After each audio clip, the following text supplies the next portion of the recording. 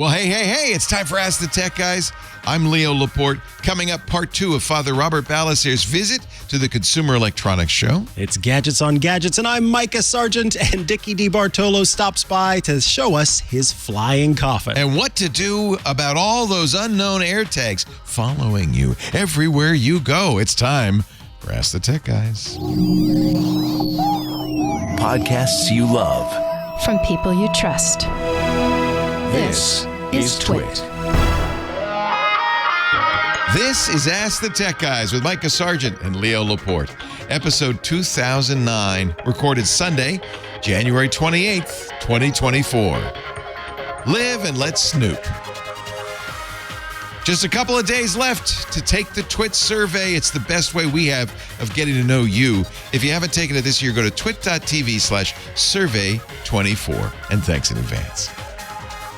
Well, hey, how are you today? It's time for Ask the Tech Guys. That's Micah Sargent in the dressy outfit. Hey, thank you. And that's Professor Plum. Leo Laporte I am over Professor there. Plum, aren't I? I like it. Don't they have a new character in Clue? Probably. They had to have some new woman. I think it's Madonna, but I don't know. Madonna Plum? Madonna Plum. But I'm Professor Plum with the pipe wrench in the living room. Did you play that as a kid? Oh, absolutely. What a great game. Yeah. What a great game. But that's not what we're here to talk about. We're not here to talk about childhood games. We're here to talk about tech and help you with your tech at 888-724-2884. Yes, that is the phone number you can call live to join us on the stage and be able to make a call and ask your question. It's very important, though. We've got instructions involving that. If you do hear from us that you get to join, then you need to hit *6, that's *6 on your phone to unmute yourself. Once we say hello and you hear, I don't know, do you hear a click or a weird thing happen or something? But yeah, unmute with *6. You'll know when it's time. Yeah. If you are joining us by going to call.twit.tv on your device of choice, be that a computer or your phone, we suggest your phone because you've got the camera and the microphone built right in, then you need to do something also very important. If you are joining us in that Zoom room by going to call.twit.tv, you will find a little button somewhere on the bottom of your screen that says raise hand. You need to click or tap on that button because that lets us know that you have a question for us and that you're not just kind of hanging out in the Zoom room, because we do have some folks who hang out. Hi there, hangouters. Hey there, hangouters. Good to see you. And the last way to get in touch with us is atg@twit.tv. That is our email. You can send video, you can send audio, or you can send text. And if it's text, it'll pop up in that little mailbox behind Leo. We'll be able to answer your question that way. So those are the ways to get in touch with us. But as we always do, I think it's time to start with some news. Friday, the big day for you. Yes, Friday. This Friday. You excited? I am excited. Yeah. I'm excited to see the whole process. I'm excited to... So what was great, for folks who don't know what we're talking about, I will be picking up the Apple Vision Pro headset. And you got Friday. the appointment. I did. You're one of the few people, most of the people, Jason Snell, Alex Lindsay, said, just mail it Antisocial. to me. Send it along. I wanted to do the full experience. Yeah. I think that a lot of people who are curious about this want to know everything that's involved. So I wanted to make sure that we did that. I'm going to do my best to capture as much of the process as possible. It may end up that I have to just describe it. We'll see.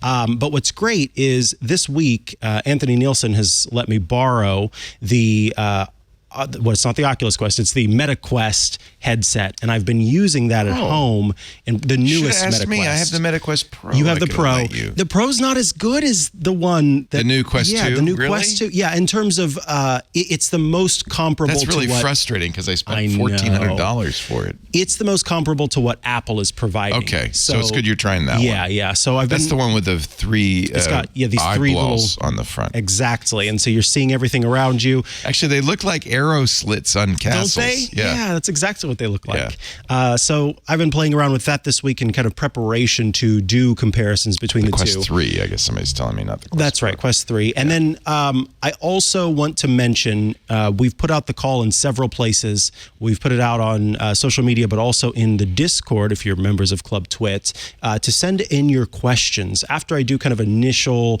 reactions, unboxing, and everything else, I want to know the specific questions you've had. We've gotten some great questions in, like, does it work in complete darkness? What is the difference between having it in a bright room versus a darker room? How many screens can I have running at one time? Does it work with video editing programs in my Mac? Lots of great stuff that are, I think, practical questions. And as some of the reviews that I'm sure will be coming out happen, you're going to end up having more questions about it. And so that's our opportunity to do kind of a second video where we're answering all of your questions. I have bad dreams about somebody coming down an alley looking like that, wearing the Quest 3. Like somehow, can you see my screen? Somehow, yeah. Somehow, like, that would be creepy. It would be very creepy. Coming down. But you could walk around in this, right? That's the idea. You can, yeah. In fact, I was walking around and I was able to see where my dogs were. I wasn't tripping over them. Get really close. Even, I thought I would have some trouble because I've got that projection screen at home. It doesn't look as good. And could watch, the colors are strange, but I can still watch something on that projection screen. Weird. Yeah. It's very strange. Yeah. But yeah. The Vision Pro should be better. I'm really glad you're using the Quest 3 so you'll set yourself up for that. You can also build up your vomit resistance, which I think is a very important thing to do as you use this. Start slow, just a few minutes at a time, and slowly work your way up to half an hour, which is the battery life of the Vision Pro. And we'll see, because I am more prone to getting ill. It makes me in queasy. VR. I'm curious what the experience is going to be like with this headset, with as much as it costs and all the technology that's involved and the 2 screens that are better than 4K and blah, blah, blah, blah, blah. We'll see how much it lives up to its name. So I'm going to give you a choice on the outrage quotient from 0, no outrage, a balmy, warm glow surrounds you, to 10, you're seeing bright red and you're so mad, you're so angry. I could do a news story anywhere in that range. Now, of course, it'd be better for us to do it at the high end of outrage, because that makes you outraged at home, and that's good for us. But I'm going to let you choose. I want to go 7. Oh, so pretty high. More towards outrage. Yeah. More towards I'm surprised. Okay. Yeah. Okay. I mean, what we just talked about was pretty chill. So. Does this outrage you? The car industry seeks to crush AM radio. I know it outrages quite a few people. That's a 7 on the outrage scale. That's fair. My new car does not have an AM. I didn't even think of that till I saw this article from the Wall Street Journal today. Conservative talk show hosts FEMA are fighting car makers because it costs them money to put these AM radios in, especially the EVs. Now, you can build shielding into an electric vehicle so it doesn't make the AM sound like... but that's the problem. Car industry, and of course take these figures with a grain of salt, estimates that it would cost them $3.8 billion over 7 years to shield the EV AM radios. FEMA and the government say, but this is the emergency notification system. We spent a lot of time and money over the years for the EANS. But honestly, I don't think anybody under 50 is going to turn to an AM radio if there's an earthquake. Right. Do they have that instinct to do so? I don't even have it. And I'm a little over 50. Yeah, because our phones just go bzzz, and we know there's an earthquake. Yeah, I guess the idea is, well, there's radio stations all over the country.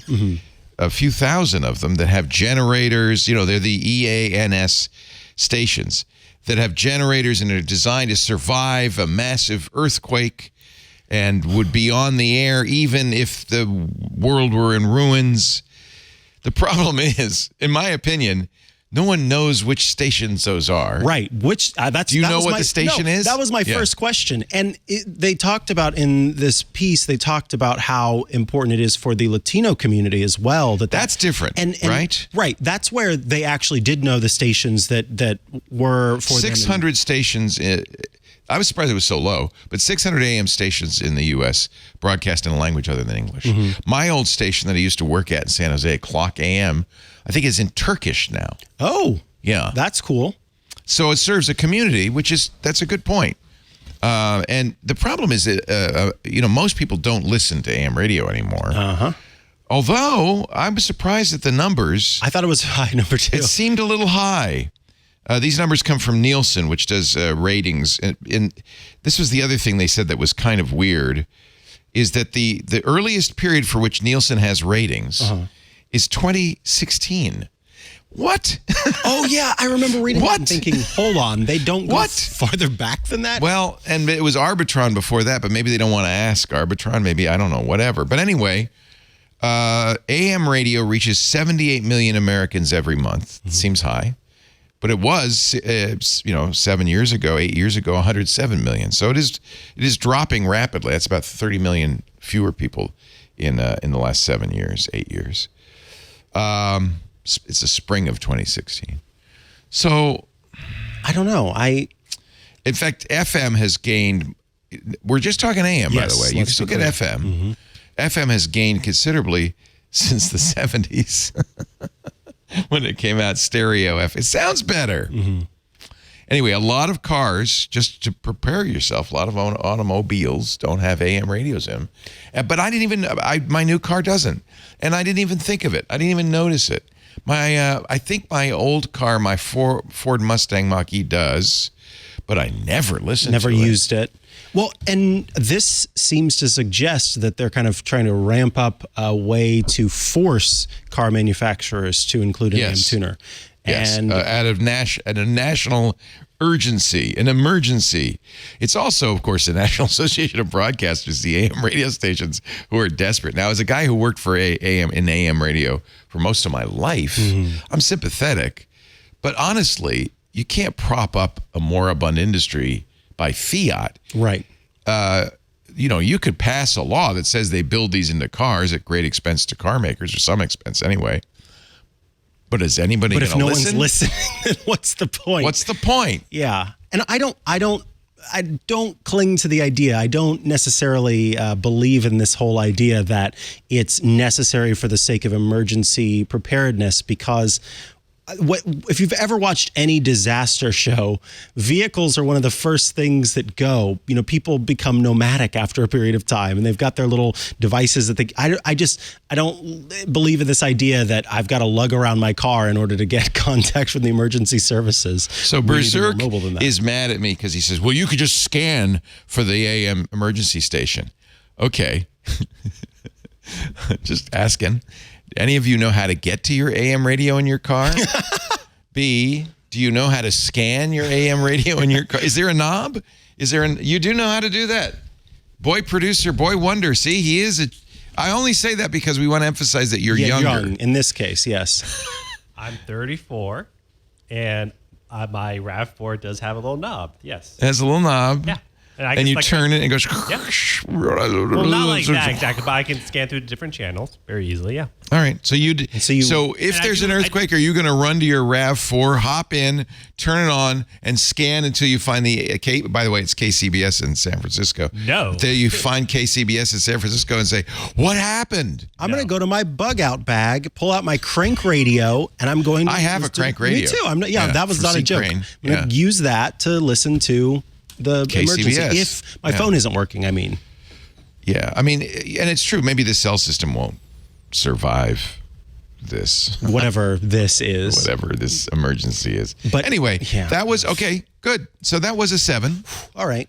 You feel pretty good about that? I feel good. Would you like to go a little higher It is or a little lower? because I think I know what higher is that I want to go higher because I want us to talk about it. Is it an 8, a 9, or a 10? Oh, man. You've got an 8, a 9, and a 10. I have all of them, baby. Okay, let's do 10, baby. All right, 10, baby, which is the one you're thinking of, which is, it turns out the NSA does buy Americans' internet data without warrants. Is that a 10 for you? I think for a lot of people who listen to the show, it's probably a 10. If not Congressional more. scrutiny and a Federal Trade Commission crackdown on data brokers. But you see, there's no law against data brokers. And I think it's my opinion, my contention, the reason there isn't is because the NSA keeps going to Congress and say, Hey, let them, they have a cabal of congressional leaders that they can talk to, that have high security clearances, so they can call them in. I think there's 7 of them, and they can say, it's the Speaker of the House and the House Whip, Republican Whip, and Democrat. Anyway, the 7 leaders congressionally, and they can say, hey, we really need this because you can't tell anybody this, but we caught 7 terrorists last year by watching their internet.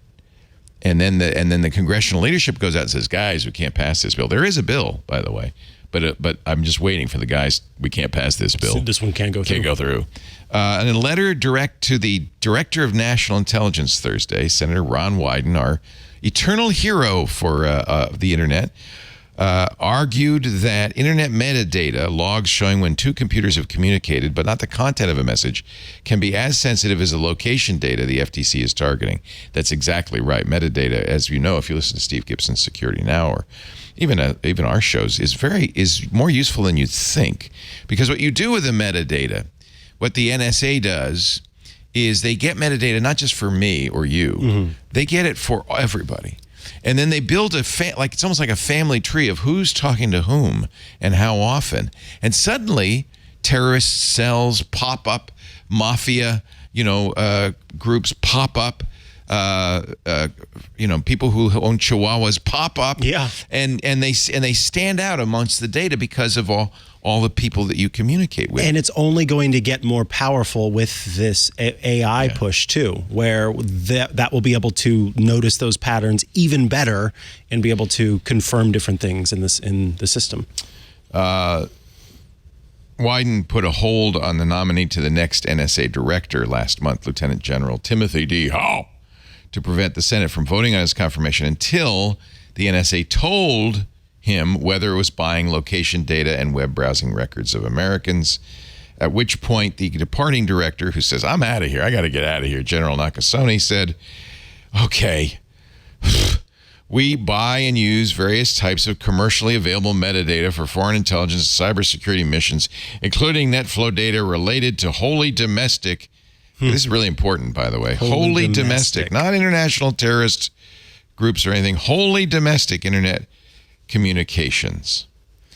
But we know they do that. We've known they've done that since, day one. In fact, for a long time, there was some speculation that there was something called Echelon, which would take all this traffic and monitor it for keywords like bomb or whatever. And we denied it. But then the British intelligence agency said, oh, yes, of course, we have something called Echelon. What are you talking about? Yes, we like that. Quite. So then we knew, oh, yeah, they were just pretending it didn't exist. So, okay, that may be only an 8 or 9. I don't know. Is that a 10? I don't know. Depends on who you are, right? For some, that's a 10. It annoys me, but it also is one of the reasons. You see, okay, so here's why it annoys me. Yeah.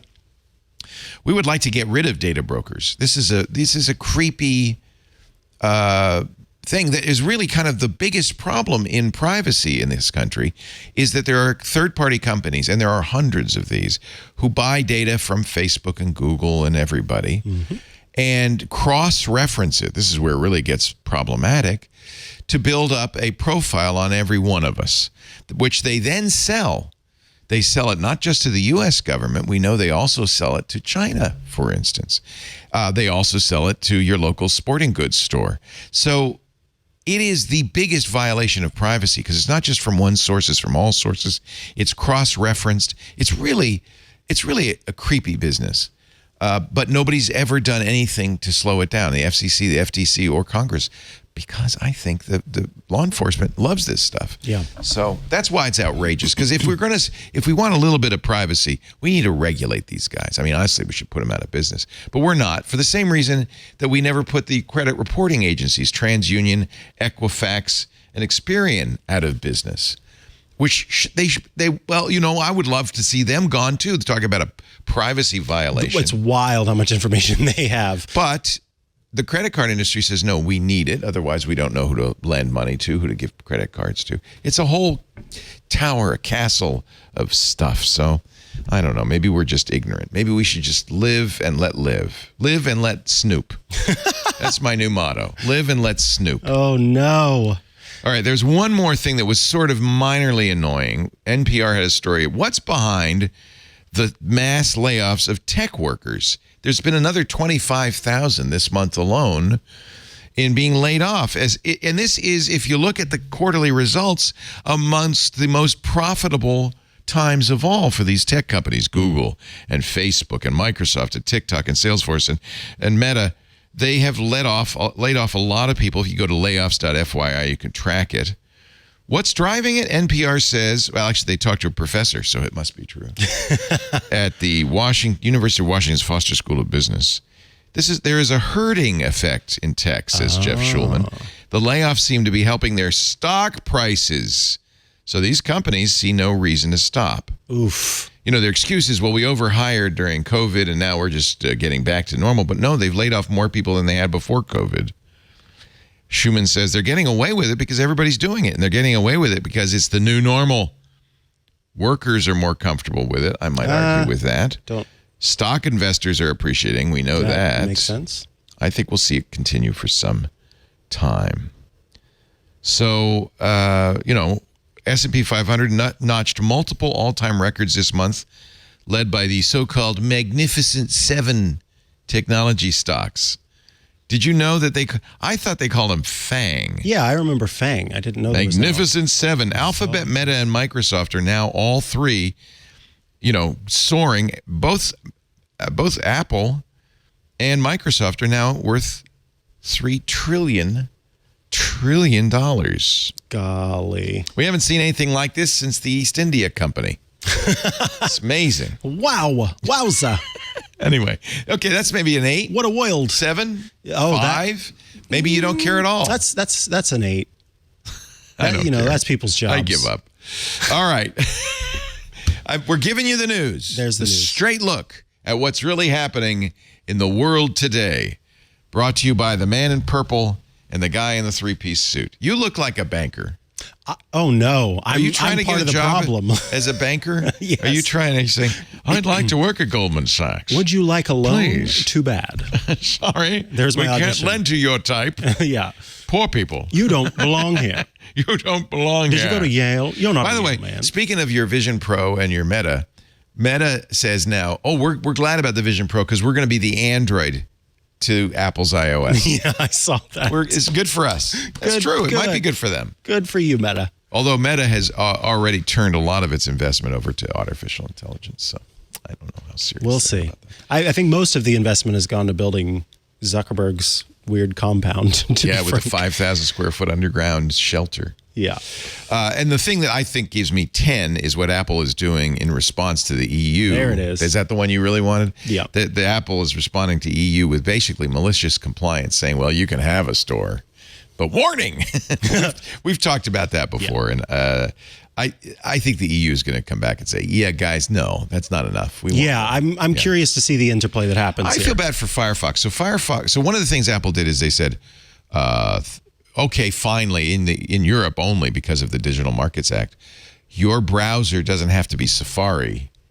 In the back, it's the with web the engine. chocolate sauce on top. Yeah, exactly. You being the chocolate sauce. So when you use Firefox or Chrome on your iPhone, it's really Safari with a different UI. And so Firefox says, well, fine, thank you, Apple. You're going to let us do a special version for Europe. But we still have to keep the other version going. That's like twice as much. It's going to cost us. We can't do it. So it's malicious compliance. And Apple knows that.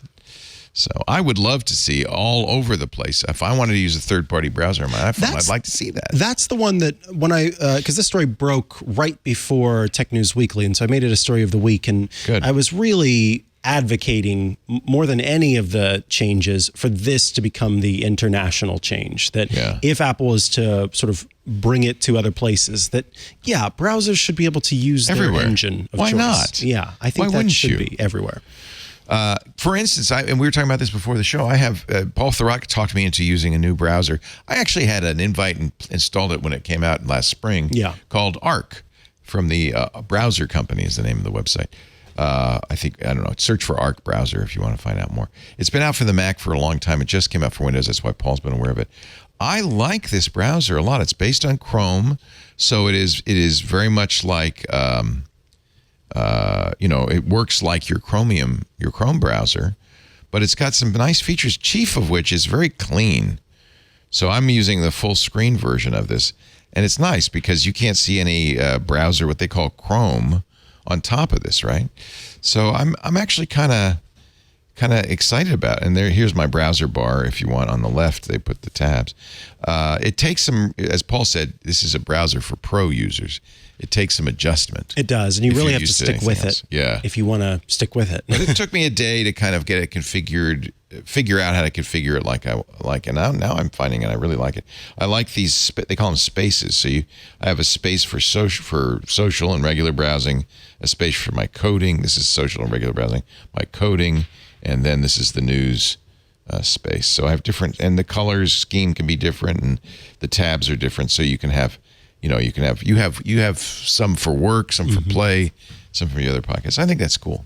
Anyway, that's why I would like to use an alternative browser. Not everything. We should have diversity. Absolutely. And when I'm making that choice of a different default browser, it should actually be a different default browser. Yeah. Okay, what do we do now, Mr. Senior Producer, age appropriate producer. Let's old man. I'm gonna just call you old man. Hey, old man. What should we do now? I'm gonna not say anything and just pick up on the next caller. Someone had their video up, or I think it was David. I saw David. So David was there. I told him I'd pick up on it first because he called in early. Good. Had his hand Thank raised, you, David. Had a good video. So let me try to. We're gonna put him into the Stargate. Welcome, and David. welcome him. How do you like your Ultra, by the way, old man? Did you get the Ultra? Yeah, I got the Ultra. S25 Ultra with the stylus. Yeah, I loved the Galaxy Note for years. I was a Note guy. In fact, I have the S23 Ultra, and I'm trying to decide, should I get the new one? I'll tell you this, no. It's the same. $100 more. Yeah. And the only real new thing is a newer processor. That's it. And we don't even get the best processor here in the U.S. No, we get the Qualcomm. Well, it used to be the Exynos. It wasn't good, but now the latest benchmarks are the Exynos is looking good. Okay. Exynos is looking good. That's the one you get around the world. In the U.S., you get Qualcomm because of CDMA and licensing. Anyway, yeah. So I'm going to keep the S23 Ultra and not worry about the S24. If I had the S23 Ultra, I would not have upgraded. Only reason why is because with the S25 Ultra, rumor is they're going to be using the QI2 universal Qi2 charging. Yes. Yeah. I think actually what's going to be very interesting on all these smartphones is the addition of AI, and Samsung really touted that in the S24. Yep.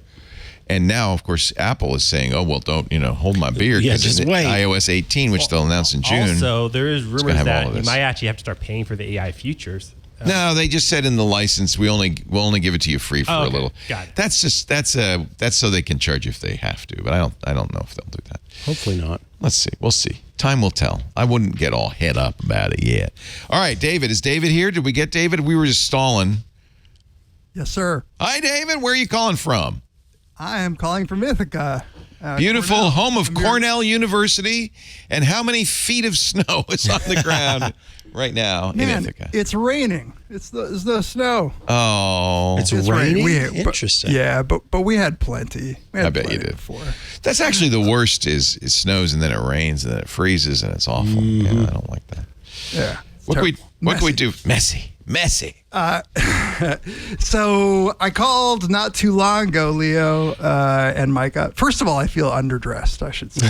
I don't. Did you guys just go to church? Like, what's going on? We are getting well. It's his fault. It's his fault. So it started for me. I used to wear Hawaiian shirts, remember? And then Tom Merritt kind of raised the bar. He wore a jacket. He wore the same jacket. He just kept it at work. Same ratty jacket. But it raised the bar a little bit. And I also realized there's a certain reason why men of a certain age like to wear a blazer, because it hides the gut. And so I decided to start wearing a blazer. Tom Merritt, kind of upped the ante. That was about 10 years ago. But then this guy comes in and he ups the ante even further. He doesn't even have a gut, which pisses me off. So Mike is wearing for those listening, a three-piece suit with a necktie. I don't get to wear this anywhere else. Oh, you look great. And your candy cane socks. My candy cane, exactly. Yeah, it's looking great. So last time I called quickly, I've been talking to you, listening to you guys to Leo since whatever, when you were on TV. Since But I a long wanted time to ago. say- No one even remembers it was so long ago. I'm old too. But I want to say I'm a proud Club Twit Thank member, you, David. And Thank you. I consider it a moral duty, given how much I've listened to you for free, to give you, if you can afford it, $7 a month. That's you. nothing. Thank you. I've learned so much. Thank you for that plug. I appreciate over the it. years. Yeah, of course. It's getting, as you know, I mean, the media everywhere, LA Times just laid off a bunch of people. It's getting really hard for media for some reason. Well, I've been doing a podcast for 12 years too, and advertising is just terrible. No. What's your podcast? Very Bad Wizards. I'm the discussed researcher. Oh, I remember we talked you. Last time. Love you, David. Yeah. It's great to talk to you. Yeah, I'm sorry. I should have known when you said Cornell. I mean, Ithaca. I should have known. I don't expect you to remember. I should remember. I should always everybody's remember. Anyway, welcome. Okay. So you were ad supported? You've done 276 episodes, but you've been ad supported? Yeah, we started getting ads, I don't remember how many years ago. We were working with an agency, and it's just... it's dried up. It's dried like up, yeah. half of them want to do CBD or some other whack. Well, and that's the other thing. We don't say yes to a lot of that stuff, vaping, CBDs, all that stuff. Yeah. We say no as Yeah, well. yeah. And so there were some glory days there where we... Yeah, me too. we made a Thank God I saved some money, so I have a retirement anyway. But at this point, and unfortunately, I have to go home with the CEO. So I know how, every night she goes, oh, and I go, oh. So I know how bad it is. And it's, and we, I think we want to, at some point, we'd like to pivot to be club supported only. I think that's we're trying to go future. Patreon only as well. Yeah. But this is inside baseball. Okay, here's my real question. So I'm building a little office space / guest room, and I want to put a TV in there. I want to, it's going to be primarily an office / studio and guest room. I am thinking OLED big. But I don't want, it's not that big, and I don't know that I want it dominated by, like one of the walls dominated by the huge Yes, TV. you do. No, you do. I do. Okay, well, I do. Well, I kind of do. Pretend you're in an I kinda do. IMAX theater. You do. I don't know. Here's what I want. I know plenty about TV technologies because all the tech stuff I listen to, but no one talks that much about projector technologies. And I was looking at ultra short throws as a possibility. Guess who has an UST?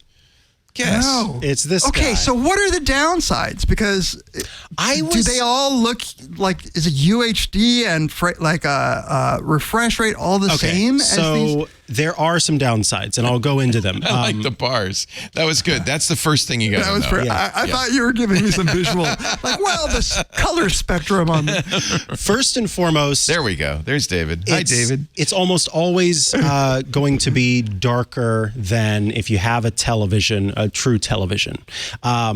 It's direct view versus bouncing light off a screen. Exactly. Direct view can always be brighter because they just they turn up the light bulbs. Yeah, inside. they're in the Now, back. is the quality of screen that you buy make a difference there? Yes. So that's what I was going to say. So very kindly, Leo upgraded to a new television. A direct view, and was getting rid of the projection screen, and I took it off his hands very happily. And it came with a special kind of screen. It needs to because of the short throw. Exactly, because of the short throw. And so the screen... We should explain, short throw means that the projector, instead of being right across the room, is right under the TV set. Yeah. And so the screen has these little they're little ridges that are sort of triangular prisms. And so when it hits, it sends the light forward instead of kind of bouncing it in different ways. So that's the first thing. You want to make sure that's the sound that it makes. Yeah, the whole time. That's one of the downsides. Is it makes that sound. No. But the brightness is not ever going to be as good as if you get a TV. But it's big. It's huge. And that is fun. I will say this too, though. If you are working, and I can't speak to incredibly recent technology because this one's a little bit older, but from my experience, if you are working with very high contrast bits on the screen, so if it's a white background and there's someone in a dark cloak running across, you will get a little bit of ghosting at times. Interesting. And that's not fun. I run everything that I do with captions on the screen. And so when those are coming up with the white text, when something is moving behind it, there's a little bit of ghosting that happens. So those little things may, be annoying. But let's not forget, when you go to a movie theater, it's a projection, right? It is. Yeah. That's why the You're in movie a completely theater's dark room. Yeah. And so ultimately, it can be a really great experience, a big, vibrant experience. Watching a football game on it is fantastic if you can darken the room. When we've had people over to, watch the premiere episode or the finale episode of some show that, the whole family is watching, that's always been a great experience. Cool. Yeah.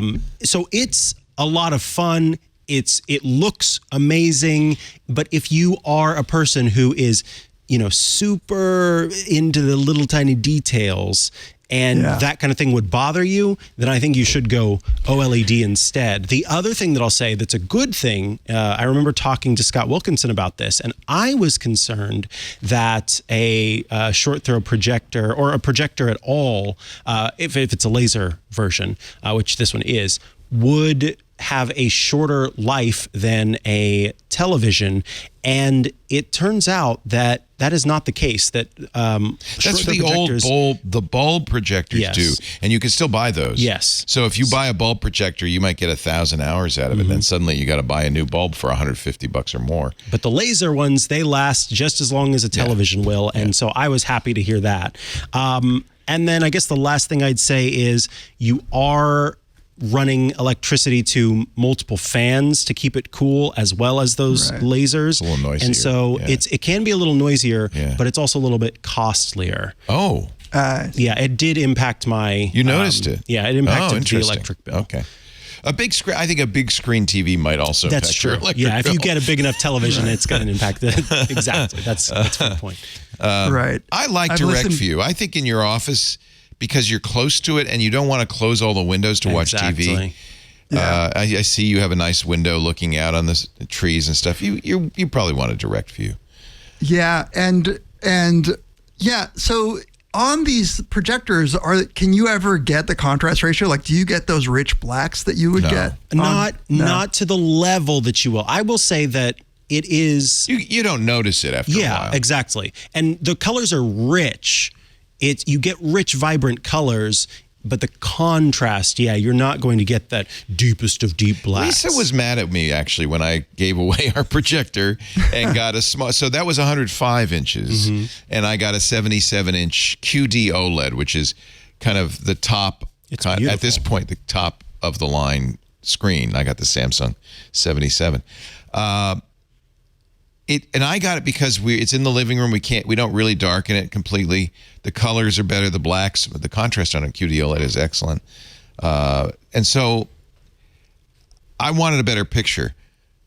But it's interesting because not everybody's sensitive to that. Exactly. And so she really wanted the bigger screen. Bigger was better. Yeah, she was disappointed that I inadvertently made a mistake. And bought a different TV.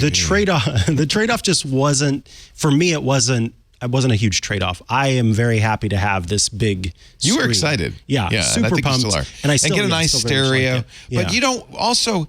How far away are you going to be, David, in your office? Yeah, well, I'm still designing like the space and trying to figure out how far I'm going to put the seating space, because it's not primarily going to be for sitting and watching TV.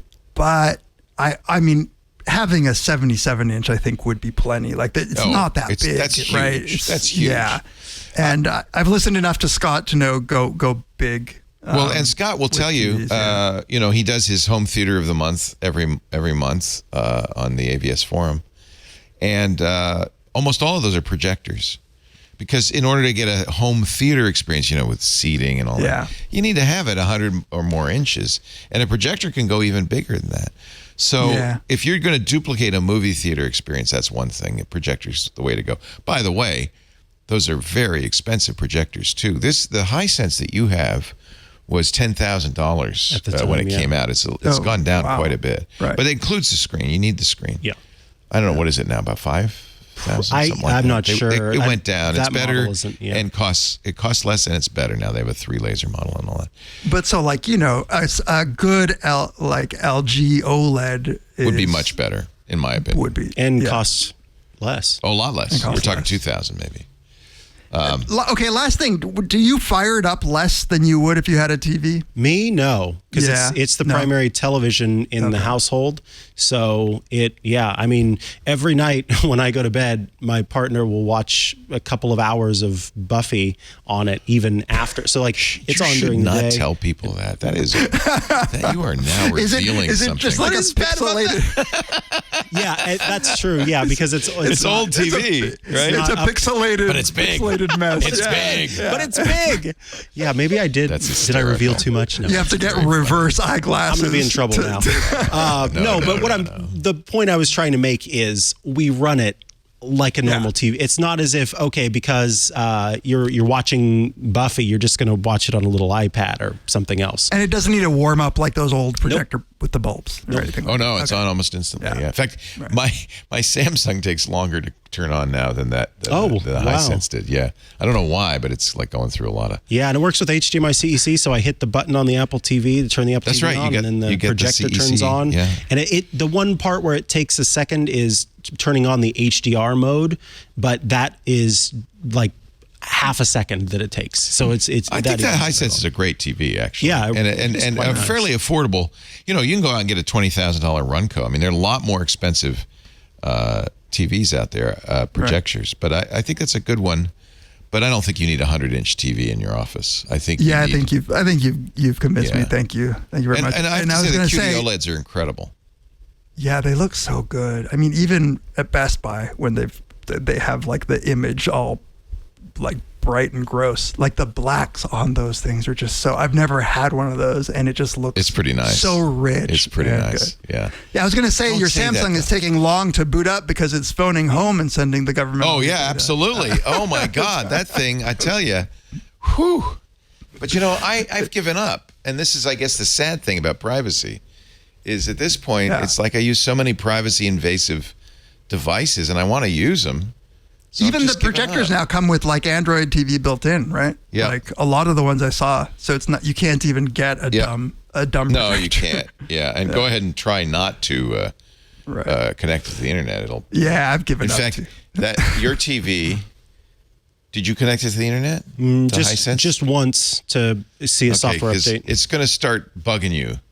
to do Said, it. I don't have an internet connection. Is that what you want? Is that really what you want? Do you want to think about your choices? Your life choices? Maybe I are do pretty have it disciplined. connected then. Yeah, I think you might. I just have a block on the network for it. So thank you, David. Always a Yeah, pleasure to great talk to you. question. Thank you both. It's nice to see out Very the window. helpful. That's kind of what my mom's window looked like when I was visiting Providence. It's probably a very similar weather pattern. Very muddy right now, Yeah, but yeah, nice. And- yeah. It's a real winter. Always a All right. pleasure. Thanks. Thanks, both Take of you. care. Thank Bye-bye. you. Bye-bye. I'm excited about, there is a new technology coming called MicroLED. And it's starting to make some progress. In fact, Apple, it's rumored, is going to use MicroLED maybe in screens later this year. MicroLED has the advantage of it can be any size because they're little extendable chunks that you can add. So in the long run, the future of giant wall-sized TVs might be micro LED. Not that it'll be cheap initially, but that will be an interesting transition. Right now, though, they just cannot build the OLED panels much bigger than they are, or even the LCD panels. Although Sharp did years ago a 100-inch LCD, which we broke by accident. Oops. I don't know. I wonder how many that they make that end up having dead pixels at the time that would have been I thrown bet it's away. pretty common. I was doing Live with Regis and Kelly, and we had it shipped out from Vegas from right after CES. And they have to put it in a Boeing 747, the belly of it. There's only one cargo area big enough to ship the dang thing. Wow. And it came with 4 engineers How from much would that have cost? Tokyo, from Japan. Well, they wanted to get it on national TV, right? And we got out of the box, and there's a line from the top to the bottom, Like a whole row is out. A whole column is out. Oh, and, my gosh. They were on the phone to Tokyo, and we never did get it working. Oh. Yeah. Let's take a little break, because guess what? It's time for Mad Magazine's Maddest. What is it? Maddest author? Maddest writer is usually Writer. Thank you. But first, let's just breathe, because it's important to breathe. A moment of Zen provided to you for no charge. Wow. Isn't How that nice good? of us. You don't even have to be a member of Club Twit for that. Now we say hello to Dick DeBartolo, Mad's maddest writer, and our Gizmo wizard. Hello, Dickie D. Welcome. Leo, how you doing? Wonderful. How are you? Micah. Yes, Micah, hello. I can't believe these, I have a three-piece suit. You should start But wearing the it. three pieces don't match. Oh.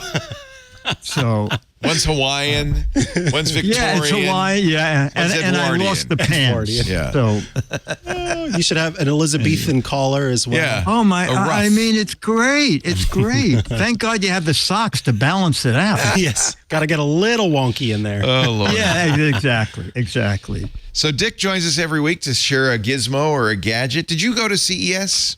You know what, Leo? I did virtual CES. Chad went. A couple of my other friends went. But the disadvantage of virtual CES is that you can't go down to find the real bizarre things. Right. Because the people with the real bizarre things don't have the money to have any PR. So I thought, Okay.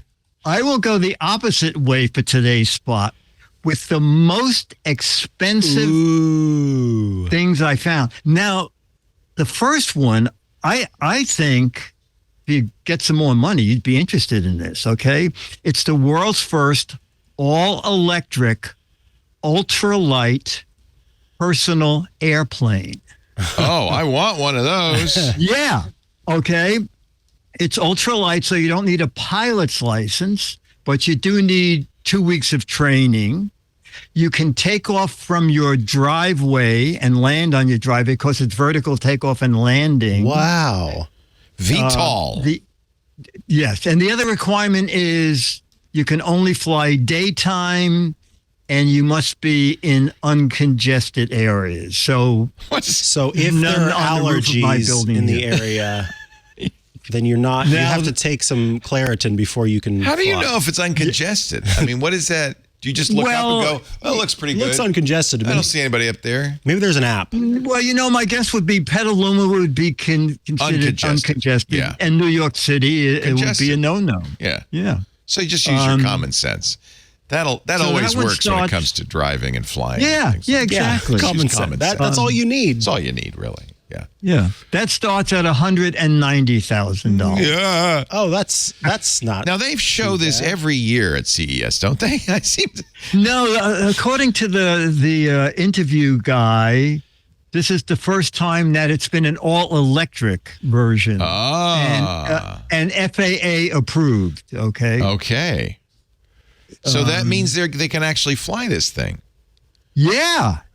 It looks so I pretty asked cool. how- Is that how long- crashing or taking off? Which is No, it is going in for a land. Let's see. I guess it's, it looks like it's upside I down. don't know. That is not a good picture. I don't know. This is the You're absolutely Pivotal right. Helix.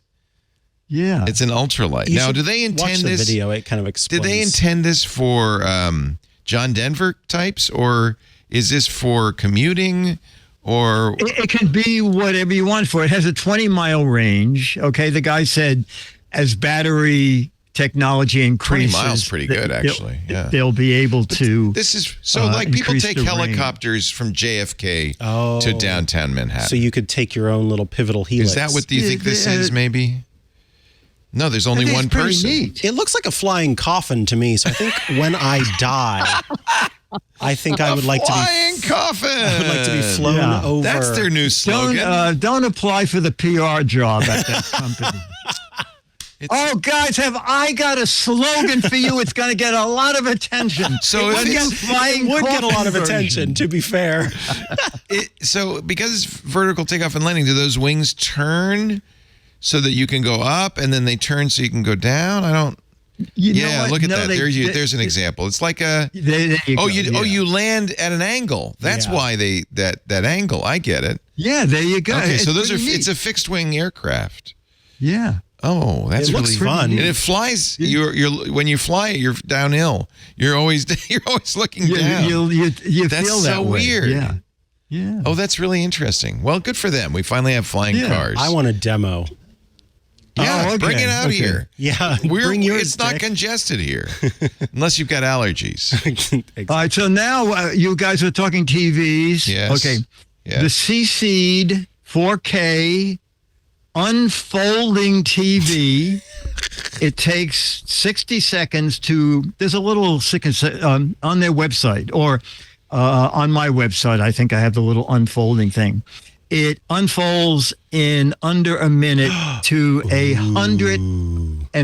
137-inch micro LED TV. That actually does look pretty cool, I have to say. All right, we got to It see it can now. rotate 180 degrees, TV that doesn't. but when you're done, it Ooh. folds up into a piece of sculpture. The YouTube video shows you the unfolding process, and it's actually It quite neat. also, there it is. So, N1, this the is C-SNEED.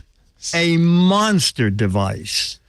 Oh, My guess is that this is going to be for, and they make an outdoor version, which is $240,000. is this LED, LCD, micro LED? Micro LED. That's what we were just talking Micro about. LED. Okay, that's how they can do that. Now, one of the things, Dick, they've had micro LEDs at CES since 2020. In fact, you and I looked at one back in the day. Yeah. And you could see the lines where the pieces were fit together. Have they solved that? You know what? When this thing fully opens, It looks pretty clean. It looks to me from the video Right. that the line totally I like this. goes slowly. You see it now; it's gone. Yeah. It was there for a second, and then once it finally settled in, But you can see on the Yes. edge of the screen, see those black lines? Those are I believe, the micro LED snap together panels. you'd have to be very careful, make sure there's never a bug in between that gets squished. Ooh, or your finger. Or your finger, yes. This is it for? It's not for outdoors. There's an outdoor They version. make and an two indoor versions. version. The indoor version is 200,000. The outdoor version is 240,000. I think hotels will buy this. The outdoor version can lift itself up to 8 feet high.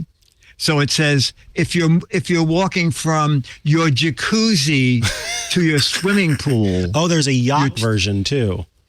Yeah, They yes. really, yeah. On the yacht. Well, it's a fraction of the cost on a yacht. Yeah. They go as high as 165 inches. Wow. Yeah. Oh, the folding ones. And so look at how big that is. Yeah. That's huge. You could start a drive-in theater with one of these. Oh, to pay for the cost. Yes. Very nice. It's a great investment.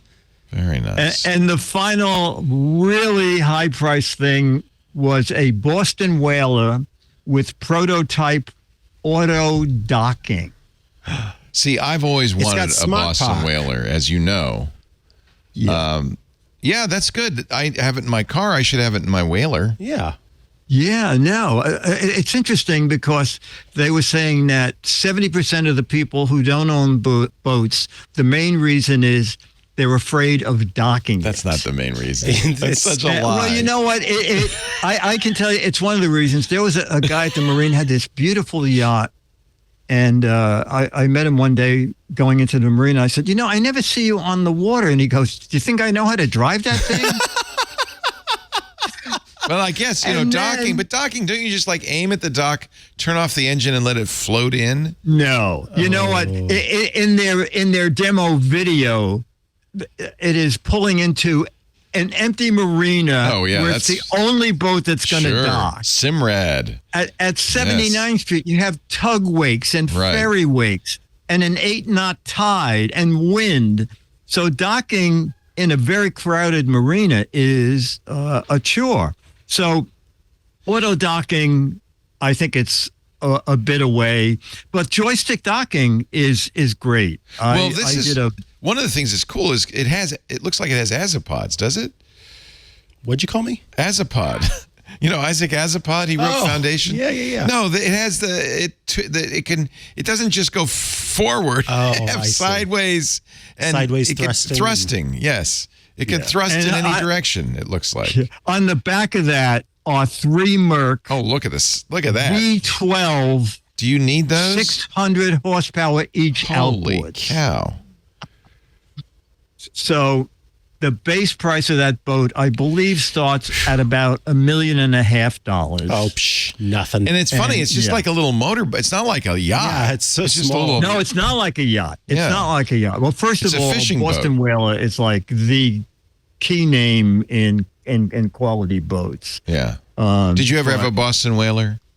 I had the 13-foot and the 15-foot, Oh, see. and they were kind of indestructible. Yeah. Until you destroyed them. It would be for fishing, I guess recreation, maybe a little bit. But you don't sleep on. Well, I guess you could if you wanted to. You would. It's not really, No, on that boat? It's not a sleepover. That boat has a beautiful cabin. Oh. So you could. Oh yeah, no, that's a 43-foot, and I think like Oh, it's huge. 12 or 13-foot beam. Oh. Well. No, that is. So it is a big- yacht then. Yeah, it is. Yeah. See, right next to a yacht, you could have it and a yacht. Oh. And then it'd be your yacht tender. Just the little tender. It's the little Yeah, there you tender. go. Yeah. The big yacht is for the TV, and the little yacht is There for you go. radio. There you go. It's your AM it's got an radio. AM radio in it. Good. Hey. Look at this. The 2023 Barnes & Noble edition of Barnes Magazine. That means it has a perfect binding. Look at that.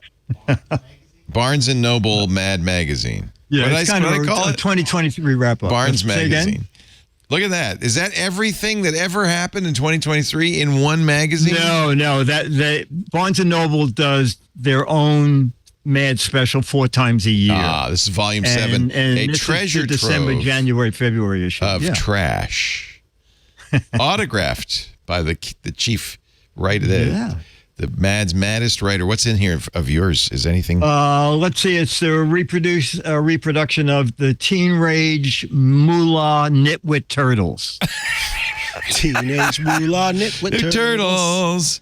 Oh, I love them. That's on page 13. All right. Yeah. You know, I do like the Barnes & Noble because you can go right to the page.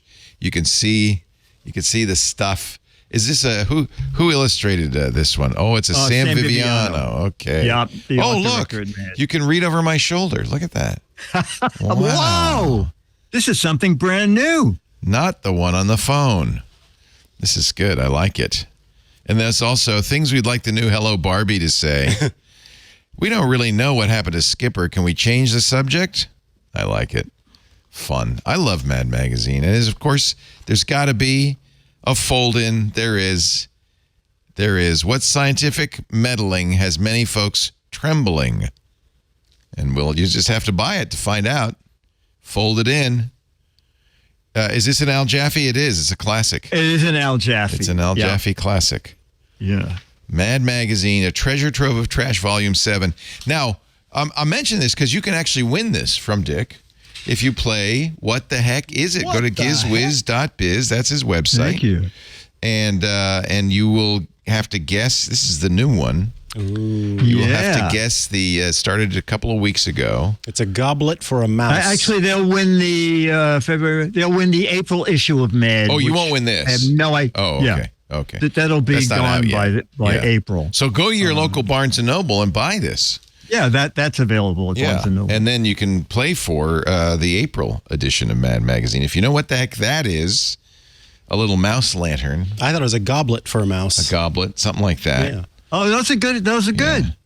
Just don't put your pencil in it because you never know. Of course, there are 6 Mad Magazines for the right answer, up to 12 for the wrong answer. So definitely don't give it the right answer.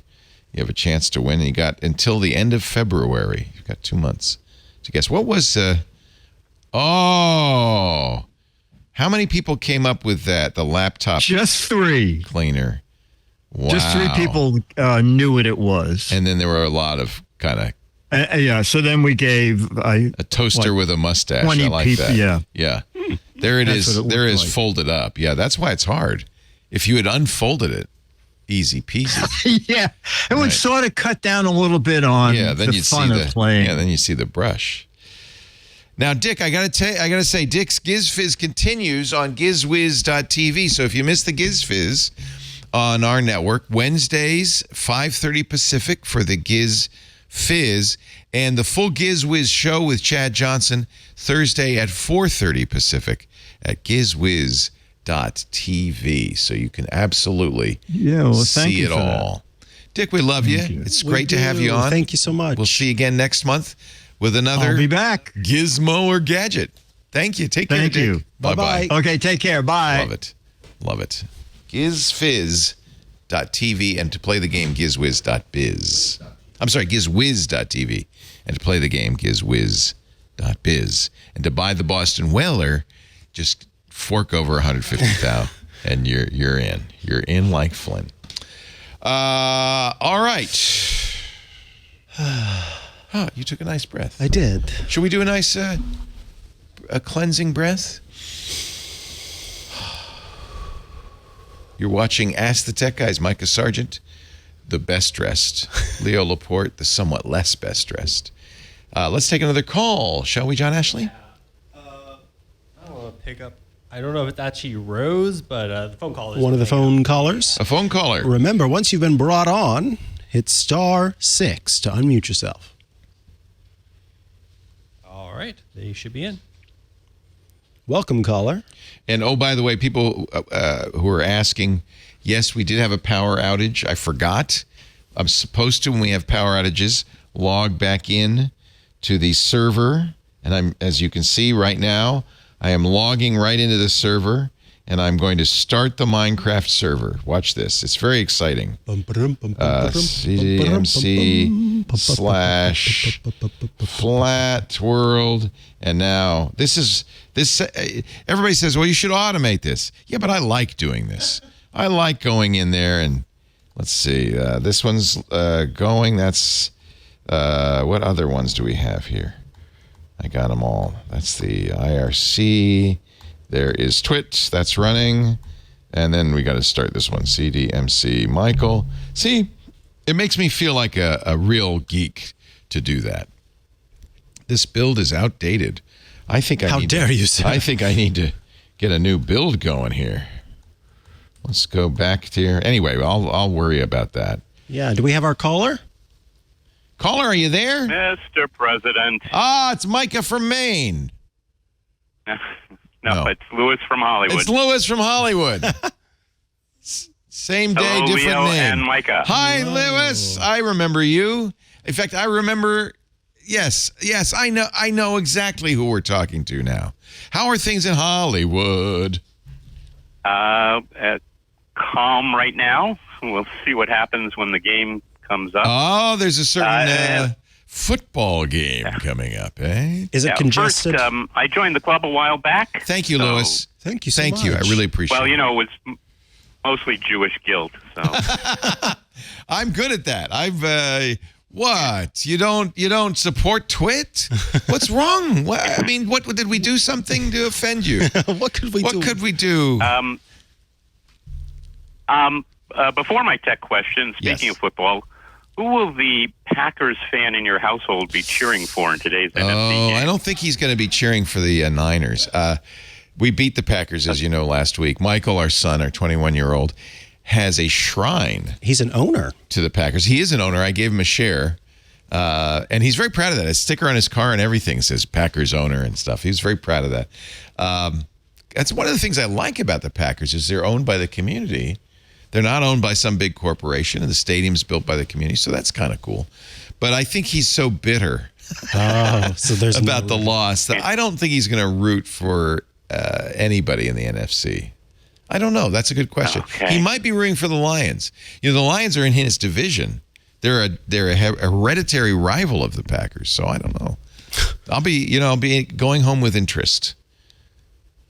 After on to Twitch. tech, do either of you gentlemen have an AT&T landline at home? Yes. As a matter, and yes, I do. guess it is. Yes. Yeah. Last week, I received a letter from AT&T sent by order of the California Public Utilities Commission. Oh, dear. Now, here we go. The letter informs customers that AT&T has filed 2 applications with the PUC. And the only information about the applications are the titles and where the public hearings will be. Yeah. So you got to do a little research. Here are the titles of the 2 applications from AT&T California to the PUC. Application to relinquish eligible telecommunications carrier designation. Uh-oh. Application targeted relief from its carrier of last resort obligation. Now, from what I'm not a lawyer, but once you get through all the legalese, it appears that AT&T wants to get out of the copper wire landline business. Oh, yeah. I'm not surprised. And this apparently includes both urban and rural areas which have wireless dead zone. That's not good, because without the copper wire, That's not you not lose your good. phone service. Yeah. That's right. And even, the important thing to remember is even in areas where there's reliable cell service, in an extended power failure, cell towers are going to go offline when their backup power systems are drained, as well as your home fiber and coaxial cable phone lines go down when your battery backup runs out. I feel like this is more than the PUC that has to get involved here. I would think the Federal Communications Commissions would also be involved. The FCC has rules against cutting the copper, as you probably know. Rules that haven't really stopped companies like Verizon when they come in and they put in a fiber phone system to you from saying, "Oh, you don't need that old copper. Can we just, we'll just take away the old copper?" And they're not supposed to do that for that very reason. It's an emergency. It's like AM radio. It's an emergency system. Yeah. Well, if they take it away, folks without cell service, or forget about calling 911. Yeah, I don't know what you do. Oh, my Lord. Yeah. Scooter X has posted this. I'm calling on the Twit Army in California to go to they're taking online comments at the PUC, and you can imagine they're overwhelmingly against relieving AT&T of landline service. Emmerich in our Discord says they did this in Georgia, and he said he had to move his mom to voice over internet with Comcast. And once mom said, no, I want my plain old telephone service, AT&T said, no, sorry, we don't do that anymore. We're out of that business. Thank you for the link, Micah. We'll put that in the show notes. Get away with that without the Federal Communications come. Wow. Maybe they can. That seems odd. Maybe you'd have to appeal to the FCC to get them to do something about it. It's hard to even understand what this means. I'm looking at it right now. Withdraw its eligible telecommunications carrier designation and relief from its carrier of last resort obligation. That's the big one, right? They have an obligation if they're the only carrier in an area to continue to provide that service. And they say, no, we don't want that anymore. Wow, sad. Fight it. I'm in the middle of Hollywood. I'm in an apartment building that's I've got plenty of windows. I have almost no voice cell service on my cell phone. Now, I have to say, the law requires, and I'm reading this frequently asked questions, at least one telephone company in a specified area is legally required to provide access to anyone in the service territory who requests it. In many areas of the state, AT&T is the designated, they call this the COLR, Carrier of Last Resort, and is the largest caller in California, where AT&T is the default landline telephone service provider. It must provide traditional landline telephone service, copper, to any potential customer in that service territory. AT&T is proposing to withdraw as the COLR in certain areas without a new carrier being designated. Wow. Now, see, this is like that AM radio thing, but I would submit you can live without AM radio. I don't know if you can live without phone service of any kind. Well, you've always said if you live in an area with potential natural disaster, earthquakes, blizzards, whatever, that you should maintain a landline. Yeah, because even when the power's out, as you point out, it continues to work. I I think I would say the CPUC the California Public Utilities Commission should just obviously deny this. But as anybody who just got his PG&E bill knows, the CPUC is kind of in the pocket of some of these utilities. So I'm a little nervous about this.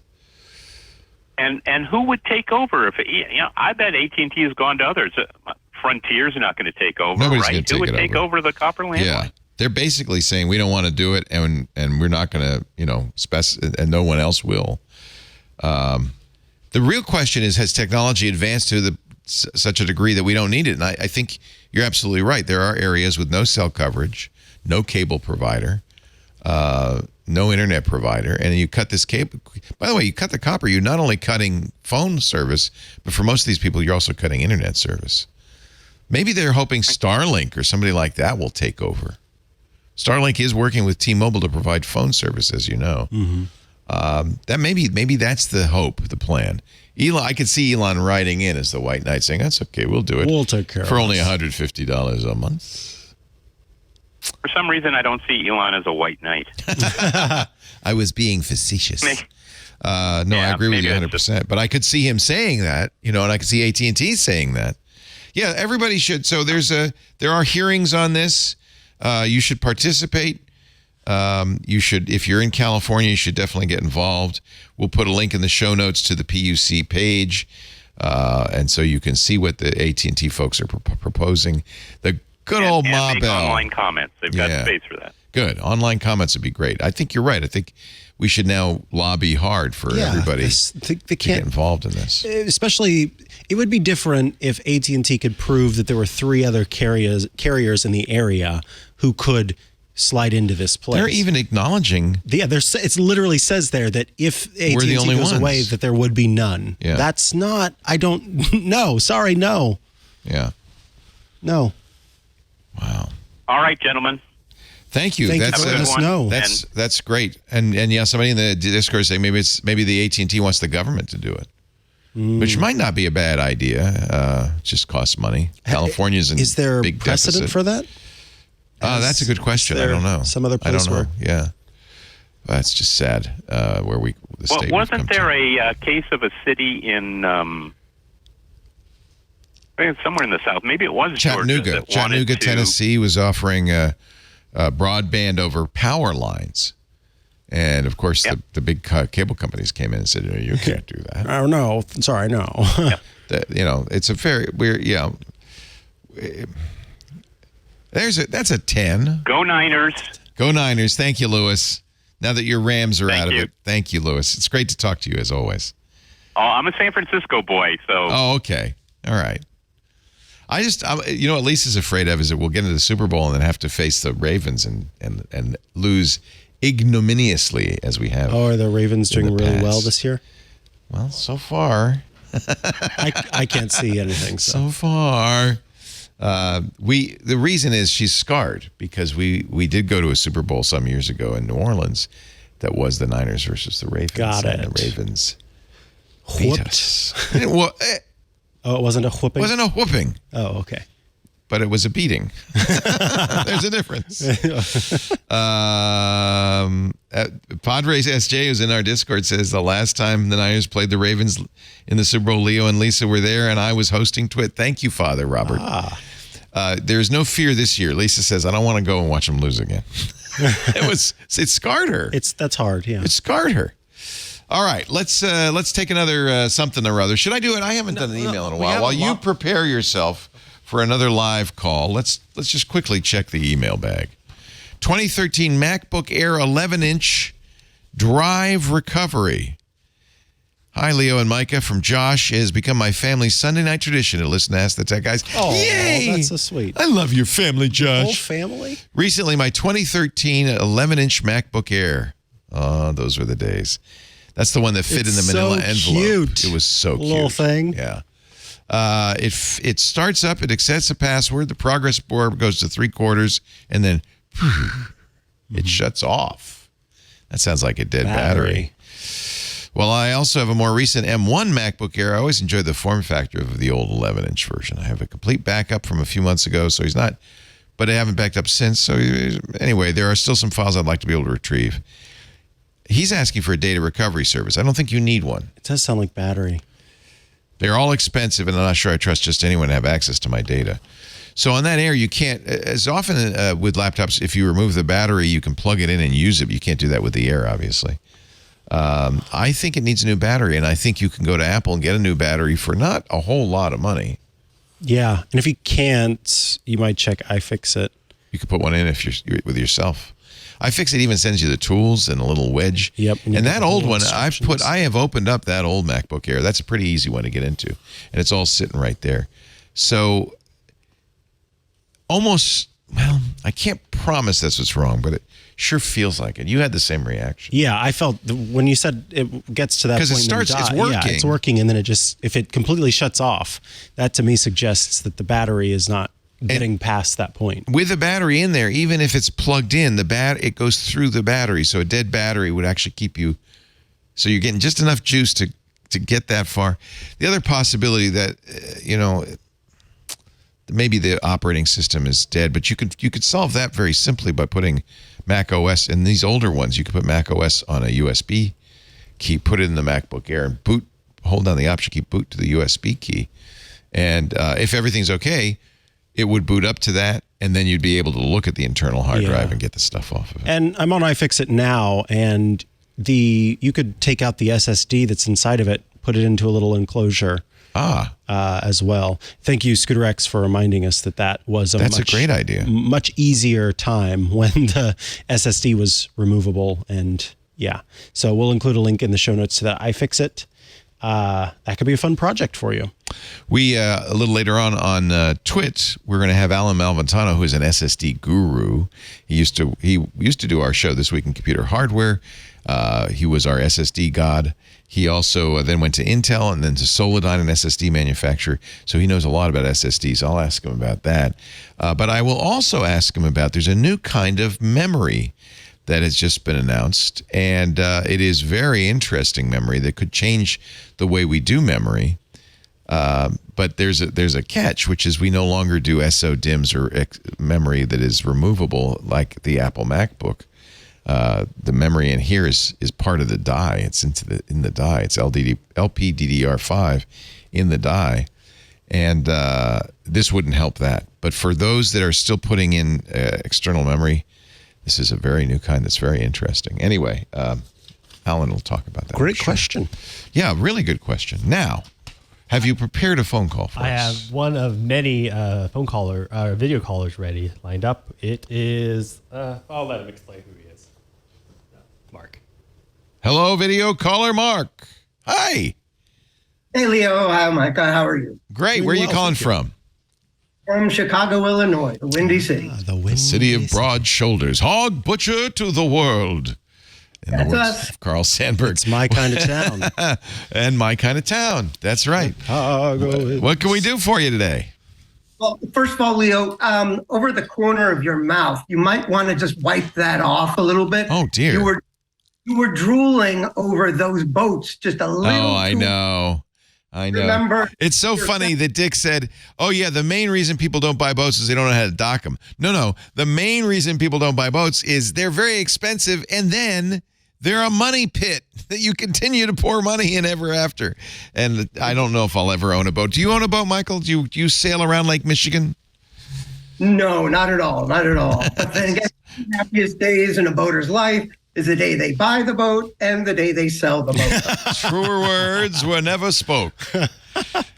I love that. That's great. I love it. What can we do for you? Calling about a simple question, hopefully. Have a medium older laptop, an MSI gaming series, which has done me fine. I've been really pushed it to the max and it's doing great. But I would like to reinstall the operating system. Again, it's 6-7 years old. There's, as you say, a lot of cruff that builds up through the years, and just want to give it a Windows 10 clean and shiny operating system. Is there anything I need to worry about in regards to the way that the specific computer is set up? Do I need specific drivers from MSI, or will just a generic Windows ingest work? What do you say, Micah? Honestly, though, that's a good question because I don't know about MSI specifically. So when you've got a gaming machine, right, and you have special drivers for whatever graphics card it might have, that is going to play a role. Now, when it comes to, I assume that the process that you're going to do is a complete, absolute wipe and install of Windows. Yeah, that would be the best way to do it. And I think the cleanest. Absolutely, yeah. There's nothing specific on the computer that, is so, oh my God, I can't lose it, that, backing up is going to be fine. I can start from scratch. So that's no big deal. Excellent. Well, that makes it a lot easier, right? Yeah, absolutely. Yeah, but as far as whether you're going to need to go and grab some special stuff from MSI itself. Usually I do. Yeah, I don't know. So Windows does plug and play and will give you the kind of default drivers. And you'll probably see the MSI motherboard. It's a big name. But MSI also has motherboard drivers on their site. And generally what I do is I go to the site and get them. Yeah, so it's worth it. I am here now, and basically there's a page where you can go to the downloads and you put in your specific model, and then it will show you all of the latest drivers and things. So we'll include a link to that. I'll tell you why you kind of want to do that. In general, there are probably 2, maybe 3 drivers for any device on your Windows machine. There's the one that Microsoft gives you when you do updates or install a new version of Windows, the plug and play driver. There's the driver that the manufacturer offers, often called a reference driver. NVIDIA and others make reference drivers. Actually, in that case, NVIDIA is not even manufacturing the card. They just make reference drivers, which then the manufacturers will use. And then there's the Microsoft Hardware Quality Labs approved driver. Usually that's an older driver that's been extensively tested by Microsoft. Is your video card an MSI, or do you have a discrete video card on that gaming machine? You probably have a discrete. No? It's a laptop. Yeah. Oh, it's a laptop. So yeah. So it would be. So that's the big one, is the video card. The motherboard drivers include, driver for the Ethernet, the Wi-Fi, the sound, a bunch of other stuff that happens in the operating system and in the hardware. But the big one for you is going to be video, and you want to have the best video. So I think it's probably worth going to MSI and getting the latest one from them. I would. Do I do that first, or I do that after? You'll do it after. Yep. You'll do it after. In fact, you can go on the machine after you've set it up. Yeah. With Windows, and you put it on a USB key, and then at some point you can install it.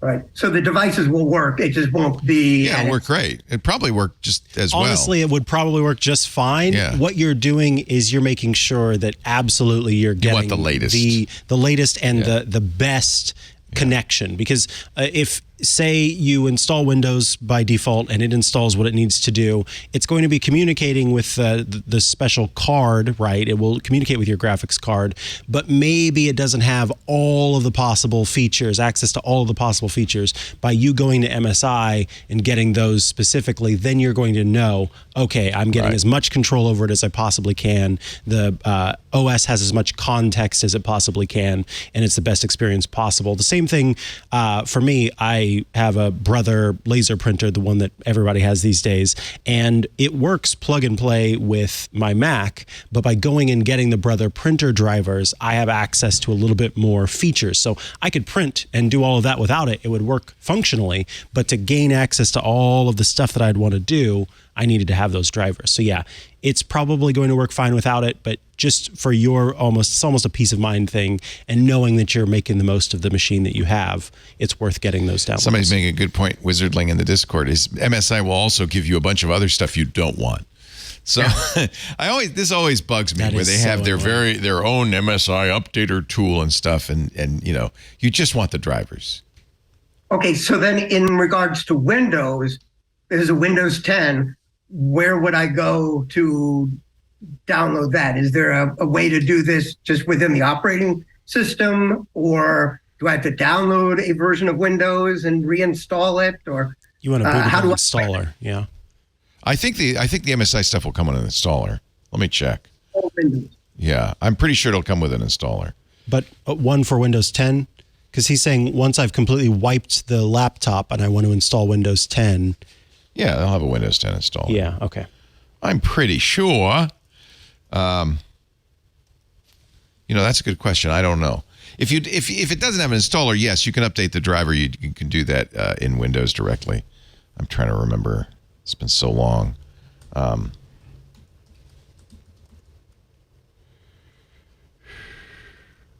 I don't remember off the top of my head. Isn't it funny?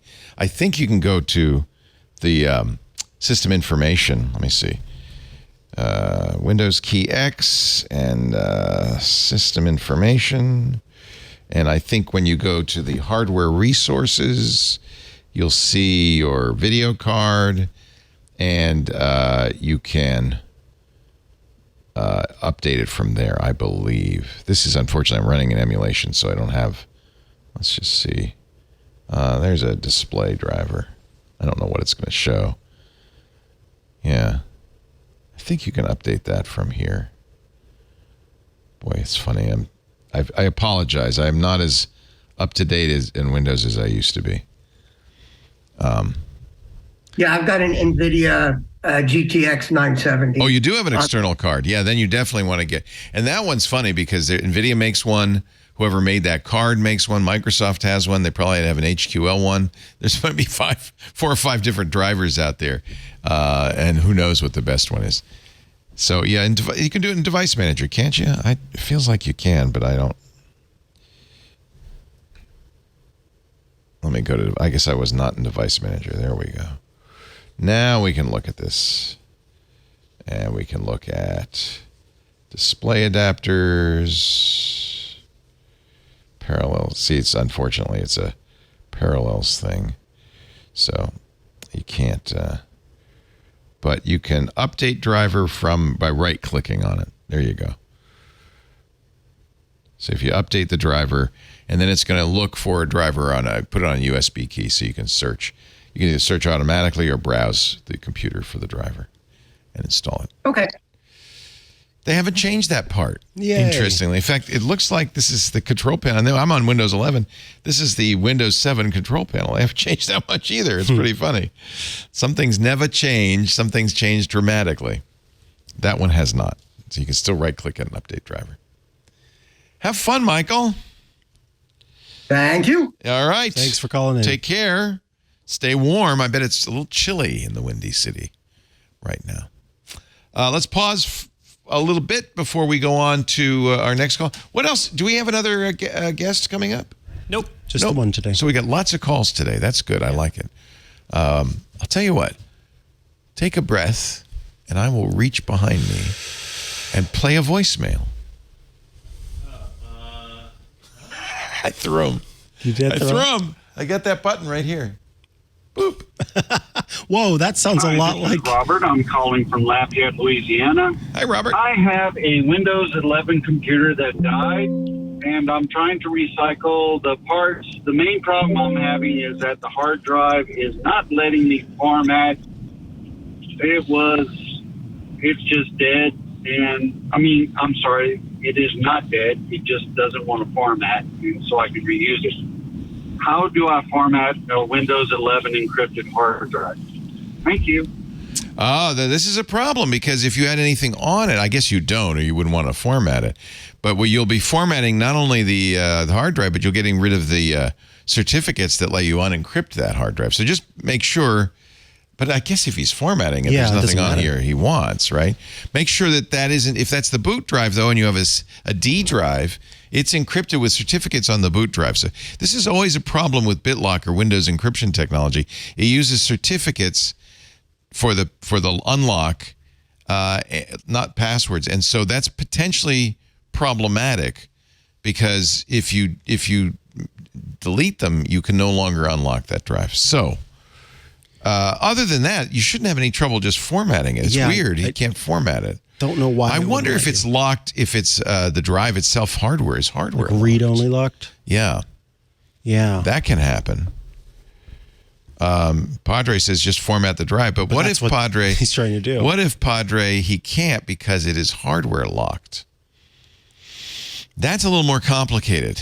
And also, let's say we're in a world where the person who's trying to do this doesn't realize that the drive that they're trying to format is the drive that they're currently running Windows on. Yeah, don't format that drive. I'm wondering if that could also, if it would appear. It might not do it because it says, wait a minute, I'm the boot drive. I can't format I'm running it. right now. I can't format We need a little more information, unfortunately. Yeah. I'd like to see that screen that says you can't format me.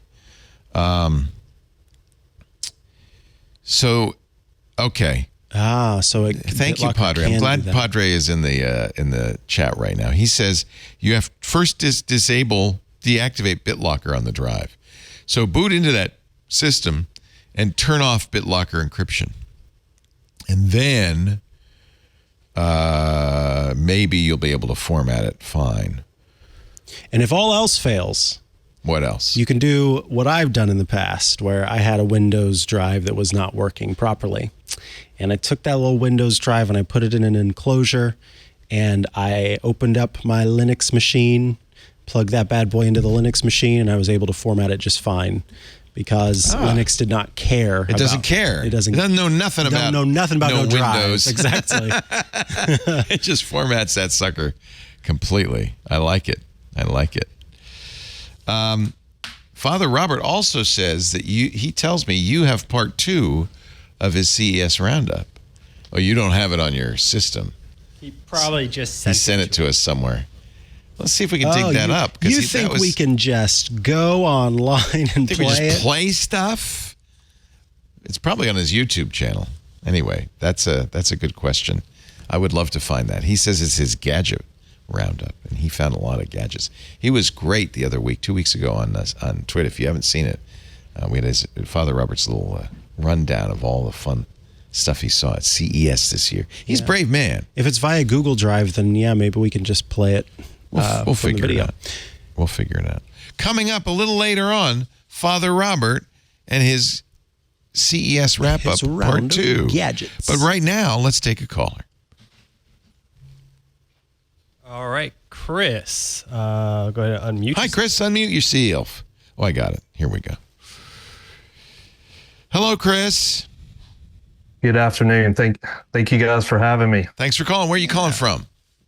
North Carolina. All right. Oh, all right. What's up? Yeah, long-time listener of your shows, Leo. Thank you. Since the late 90s. Yeah. Sad to say. Yeah. It sounds like a long time ago now. Now, what are we seeing? That's a beautiful sunset there. Yeah, so I took that with my iPhone. That's off of the Blue Ridge Parkway. Beautiful view. Wow. You didn't have to get up in an airplane for that, huh? That's gorgeous. No, had to get up at about 4:30 a.m. Oh, to make sunrise. Okay. Wow, See, I always take sunrise, sunsets because you're like, I'll be up then. I prefer the nighttime. You wouldn't get that, of course, in the Blue Ridge Mountains. It would be the other way.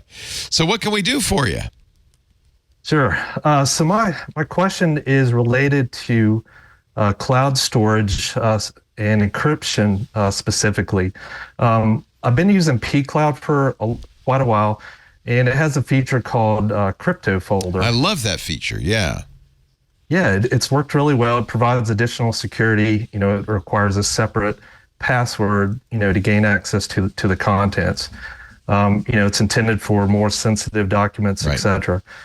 So like you were mentioning earlier, I'm just trying to pare back things. And it's so funny because I didn't mention it. I also have a lifetime subscription to pCloud. Oh, well, there it's you yet go. another thing. Although I bought the lifetime, so I don't think I have to pay them anything more in the future.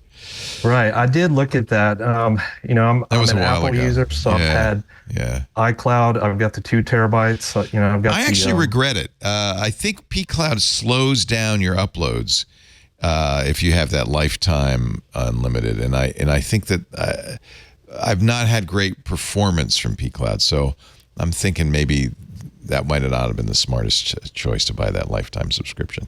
I hardly use it anymore, but I do like that encrypted thing. I'll tell you why they do that. Almost all cloud services are not end-to-end encrypted. It's encrypted at rest, going there, and it's encrypted at rest, but they have the keys. And the reason they need that is for a lot of the features that you want with a cloud service, the ability to look at individual files, to move files, to delete files. And from their own point of view, That way, if you all, 20 customers upload the same file, they only have to keep one copy of it. If you encrypt, all bets are off. Only you can see what's there. They aren't going to decrypt it and send it to you. You have to, give them, as you give them the key and then you can see it. So it's a really different experience, but it is the only way end-to-end encryption to have true privacy on a cloud service. Most cloud services don't offer that. pCloud wanted to give you the best of both worlds so that you can do all the stuff you can do with an unencrypted cloud storage, but you have this area that you can put your most private stuff in.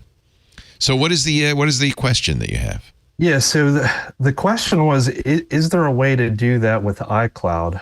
I don't see a way built in. I mean, do you have any other suggestions if I want to utilize my iCloud storage that I already have? I'll tell you what I did instead, and this might be something that you could use while Micah is going to answer about this end-to-end encryption on iCloud. I use a free program, open source program. We've talked about it before. Steve Gibbons has talked about it as well, called SyncThing. And I've decided no longer to store things like tax returns, legal documents, my will, and all of that in public clouds, even with encryption. I use SyncThing to sync that to different servers, and I even have a copy syncing to my network attached storage, my Synology. So I have multiple copies. I feel secure about it, and I can access it anywhere, but it never goes up to the cloud. It only synchronizes between my computers, and it's encrypted in transit, and it's encrypted on all the computers. So that's where my most private stuff is. SyncThing is a pretty easy thing to set up. I put it on everything. It works on Mac, Linux, and Windows. It works on your phones as well, although it's not as useful on a phone because you don't have as much storage. But it's a really nice free tool, and I use that. So I have a particular folder that I use with SyncThing that only is seen by SyncThing and backed up on my Synology. That way I don't have to worry about any of that really private stuff. My tax returns have my social in it, right? That's not in the cloud, so I don't have to worry about that. I think, though, that Apple offers end-to-end encryption. Yes. So, but there's a price to be paid. There's a consequence. You do need to use, so as of iOS 16.2, when they introduced the advanced data protection option. That's what I thought, yeah. There is end-to-end encryption. So when you lose a lot of features. You do. So the way that it works is it end-to-end encrypts everything except for iCloud Mail, contacts, and calendars. And those can't three, encrypt those because they need to be able to sync and work between everything. Everything else is going to have the key storage on your trusted device, and everything else will be encrypted in transit and on server, so in transit and at rest. What you in theory give up is that when you go to iCloud.com and you try to access the different features, files, etc., you're unable to access those unless you grant sort of temporary access, at which point the key storage kind of changes and you're able to access that information. Then that goes away after a period of time. So you can turn on advanced data encryption. You will need to make sure that kind of every device that you have that's logged into iOS, iPadOS, and macOS all are on the most updated versions. That's the only way to turn it on in the first place. And then at that point, you will need to have your device passcode, your password, a recovery contact, a personal recovery key, one of those options, because Apple will not have access to those encryption keys. So it's right. The biggest risk. I actually do have advanced security enabled, and I have the YubiKey security keys set up for MFA. Then you're good. Then you're already doing it. I'm okay then. Yeah, it's end-to-end encrypted. iCloud Drive is completely end-to-end encrypted, and the key storage is on those devices, so it is not able to be accessed by Apple. So you are already doing that with your iCloud Drive files. The third option is something Steve Gibson calls Pi. He used to call it P, but I think Pi is a better name. Did you convince him to call it Pi? Yeah, he used to call it pre-egress encryption. Now he calls it pre-internet encryption, and it's a very simple thing. If you put your most private stuff locally in an encrypted file, and then that is uploaded to iCloud, only you have the key to that, and so it's just as good. You don't have to turn on advanced data protection. It'll just upload the encrypted file. So that's the third way of doing it, is encrypt locally. Now, of course, you have to decrypt it anywhere you put it, but it will sync to everywhere because it's a file as far as Apple's concerned. Yeah, and it sounds to me like since you've already been using it, you haven't run into any of those issues. So you're good. You're good to go. You've been doing the most. I turned on advanced data protection as soon as Apple offered it, and turned it off almost immediately because there's a lot of stuff you give up. You don't have family sharing. There's a lot of things you lose. Yeah, I did turn iCloud, from the web browser. I turned that off just, when it's needed. I turned that on temporarily. But I guess my only concern was if iCloud files are just mounted on the file system. Like if I go to Finder on the Mac, they're just sitting there. So if I was to get some type of malware, it would have access to those files that are just that's always the problem. There. Yeah, that's always the problem. Once it's decrypted and on your hard drive, it's visible if somebody gets on your system.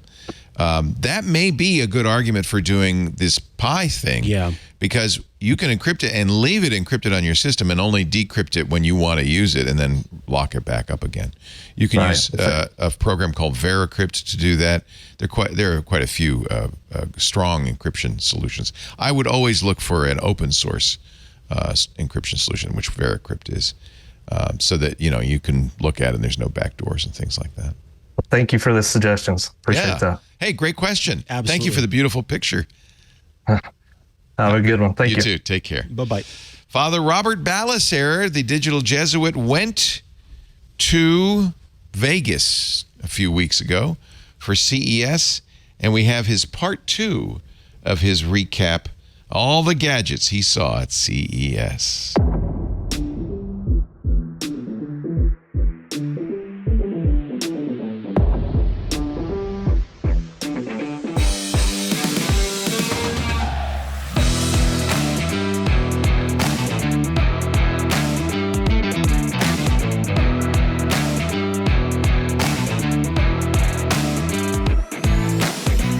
Charting the trends of CES is a great way to map out the development of future tech. And if you want to see that, you should watch the first part of my CES 2024 rundown. But sometimes, you just want to see the gadgets. Now look, I know everyone else is showing off LG's transparent screens or any of the myriad high-profile toys throughout the show, but I didn't want to show the same tech that every content creator is posting. So here's my list of the top 10 gadgets from CES that I want in my inventory. Number 10. The RCA Smart Bird Feeder. I know that AI is an overused term, especially once the marketing folks get a hold of it, but there are a few fun uses on the consumer level. One of them is RCA's Smart Bird Feeder. This is a $100 buffet for our feathered friends, but with a twist. Along with whatever seeds you want to provide, this waterproof, weather-resistant product includes a solar-powered 145-degree wide-angle 1080p network camera with night vision and motion detection that pushes video footage to local storage and the cloud. An app allows you to watch the feed, and it uses AI to automatically identify more than 10,000 different species of birds. If you're an avid birder, or just like to see what kind of wildlife shows up in your yard, this is fun tech. Number 9. The Govee Sync Box. I know you like gadgets, and this is the gadget for me. This is the Govee AI Sync Box. No, not the monitor. No, not even the white panel behind. It's actually a system of lighting that ties into whatever is being broadcast over your HDMI cable. Now that box right down there, that's the actual sync box. It's connected to those two light bars on the side, and it's trying to pattern the light that it's projecting based on what it sees in the HDMI pass-through. Now, the nice thing about this is it's not just color matching. It's not just trying to put up the same colors that it sees on the screen. It's intelligent enough to recognize what kinds of patterns it's seeing on screen. If you've got fireworks, it will generate fireworks in the background. If you've got explosions, it will try to amplify those explosions. Now, this isn't something that just looks good. If you're a gamer, it gives you a more immersive experience, and yeah, it just looks cool. Number 8, Amazfit Helio. I didn't jump into the wearables craze as quickly as everyone else, but passing by the Amazfit Helio ring at PepCon made me do a double take. Aimed at the more athletic among us, the Helio uses a suite of sensors inside an attractive titanium ring to collect heart rate, blood oxygen levels, stress response, and sleep data. Amazfit is planning to offer the Ring in 12 sizes when it releases in the spring, which will lock out certain groups of prospective users, but I was a fan of the look, the app, and the development team. Number 7. Rolling Square InCharge M. You might be asking yourself, Padre, why are we looking at a cable? Well, this is no ordinary cable. You see, when they manufactured this cable, they actually mixed some iron ferrite into the plastic that is being used to insulate it, and then they expose it to a very high magnetic field, which makes it slightly magnetic.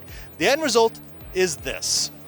It allows it to recoil into its perfect shape every single time. Sometimes it takes a little bit of a bump just to get it back there, but it will always try to retake its coiled form. Now they've got a 1 meter and a 2 meter version of this. It's going to be starting at $20, available this quarter. Number 6. The Rocksteady Stadium.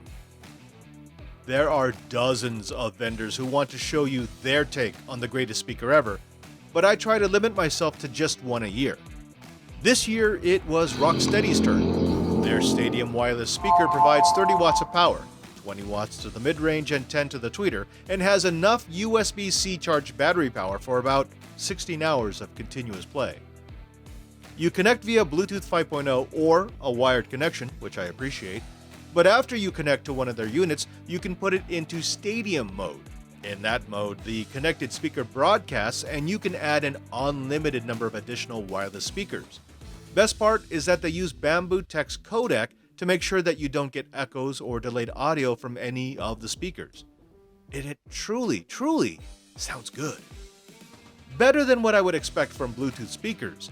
And they also have a subwoofer that adds some serious bassline to your audio.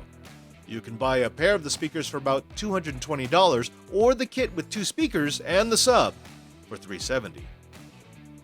Number 5. The Niakasa Nomo N3 Robot Vacuum. $250 for a premium robot vacuum? For that price, you get a Wi-Fi connected sweep mop vacuum with self-emptying adjustable suction, 14th generation LiDAR, a 5.2 amp hour battery that gives you 320 minutes of continuous operation, an intuitive mapping function, Google and Amazon Assistant support, and customizable no-go zones. I've never been a fan of RoboVacs, but the N3 has changed my mind about their utility. Also, I named mine Wally. Number 4. The Runhood 1200 Pro. More power should be the rallying cry of every geek. And with the $1,700 Runhood 1200 Pro, you get it. The kit includes 4 battery modules for more than 1,200 watt-hours of power, a dock that can hot swap those modules, 5 DC outlets including wireless charging, 3 1,200-watt pure sine AC outlets, and a travel-ready 100-watt solar panel. You can power your dock with AC, DC, or solar, and power or charge up to 9 devices simultaneously. This is the perfect unit for RV, tiny home, or van life. My favorite feature is the mini docks that can snap directly onto the battery modules that you remove from the dock to provide you with AC or DC power. You can even directly charge the modules from the solar panel without the dock itself. Now, Runhood seems to understand that geeks need flexible power solutions, and they've provided it in spades. Number 3. The HP Poly Voyager Free 60. Last year, my favorite earbuds were the HP Poly Voyager Free 60 Plus UC. With active noise cancellation, 15 hours of talk time, a touchscreen to control your calls at a glance, and great sound, the 60 Plus is an absolutely fantastic set of professional earbuds. But with a $330 price tag, they were a bit much for many. The Free 60 includes the same quality audio, same fit, and same feature set, minus the touchscreen case, and some service integrations for about $200 less. Sure, there are some other great earbuds out there, but for users like me who spend a lot of time using unified communications apps, Poly is undefeated. Number 2. The Targus Dual Host KVM Dock 750. Now, I know what you're thinking. A KVM? A dock? How is that new? But hear me out. The 750 isn't just a dual host dock that provides 100 watts of power to 2 different computers and 3 display outputs. It isn't just a KVM. You see, Targus created a device that lets you control both computers and their associated screens as if it were a single desktop. It's like Microsoft's mouse without borders, except it's OS agnostic.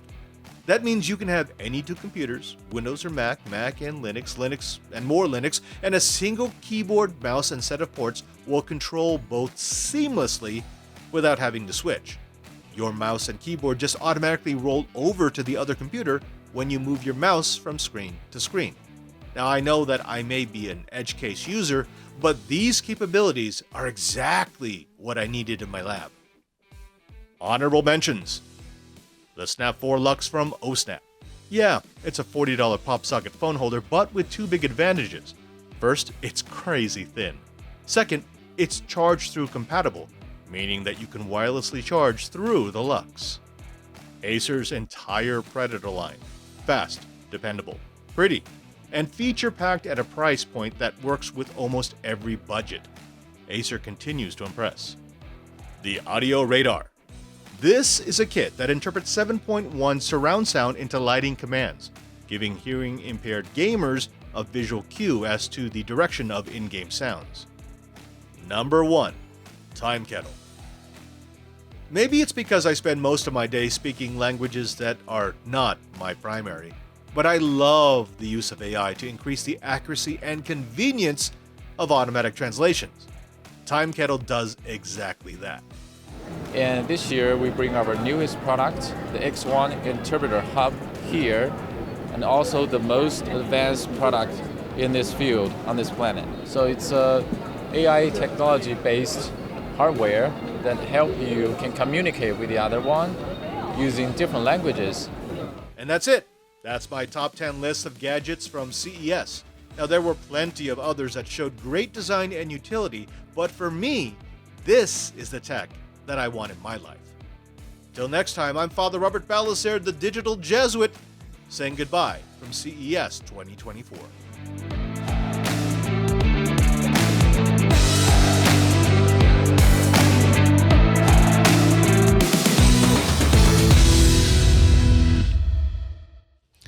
Father Robert Balacer, the Digital Jesuit, in CES. Yeah. He gets the fun stuff. He brought some of those gadgets with him. I want that cable with the magnets in it that recoils automatically. I didn't know what the glasses did, but I wanted them.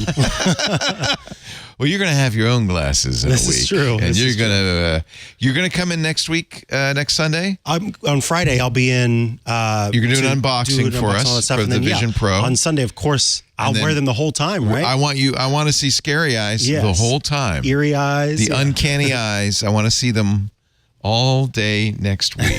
That'll be interesting. Who should we take next, John Ashley? I'm going to pick up on Ryan, who's been hanging out for a little bit. Hey, Ryan. Welcome to Ask the Tech Guys. Join us in the Stargate.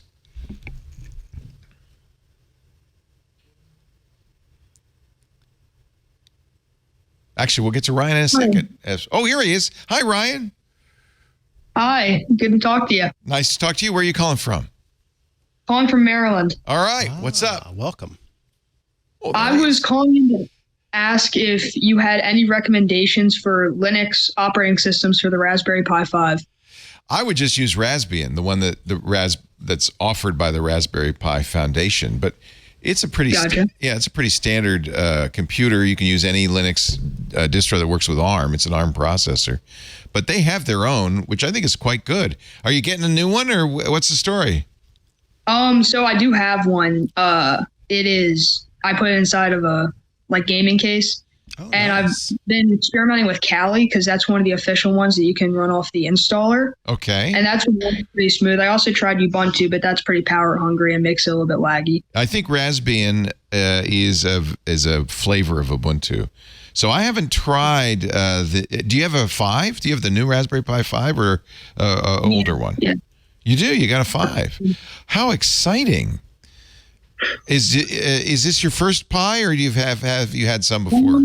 I had the 3. I had the 3. It was kind of hard to do most of the stuff on it because the operating system lagged a fair amount.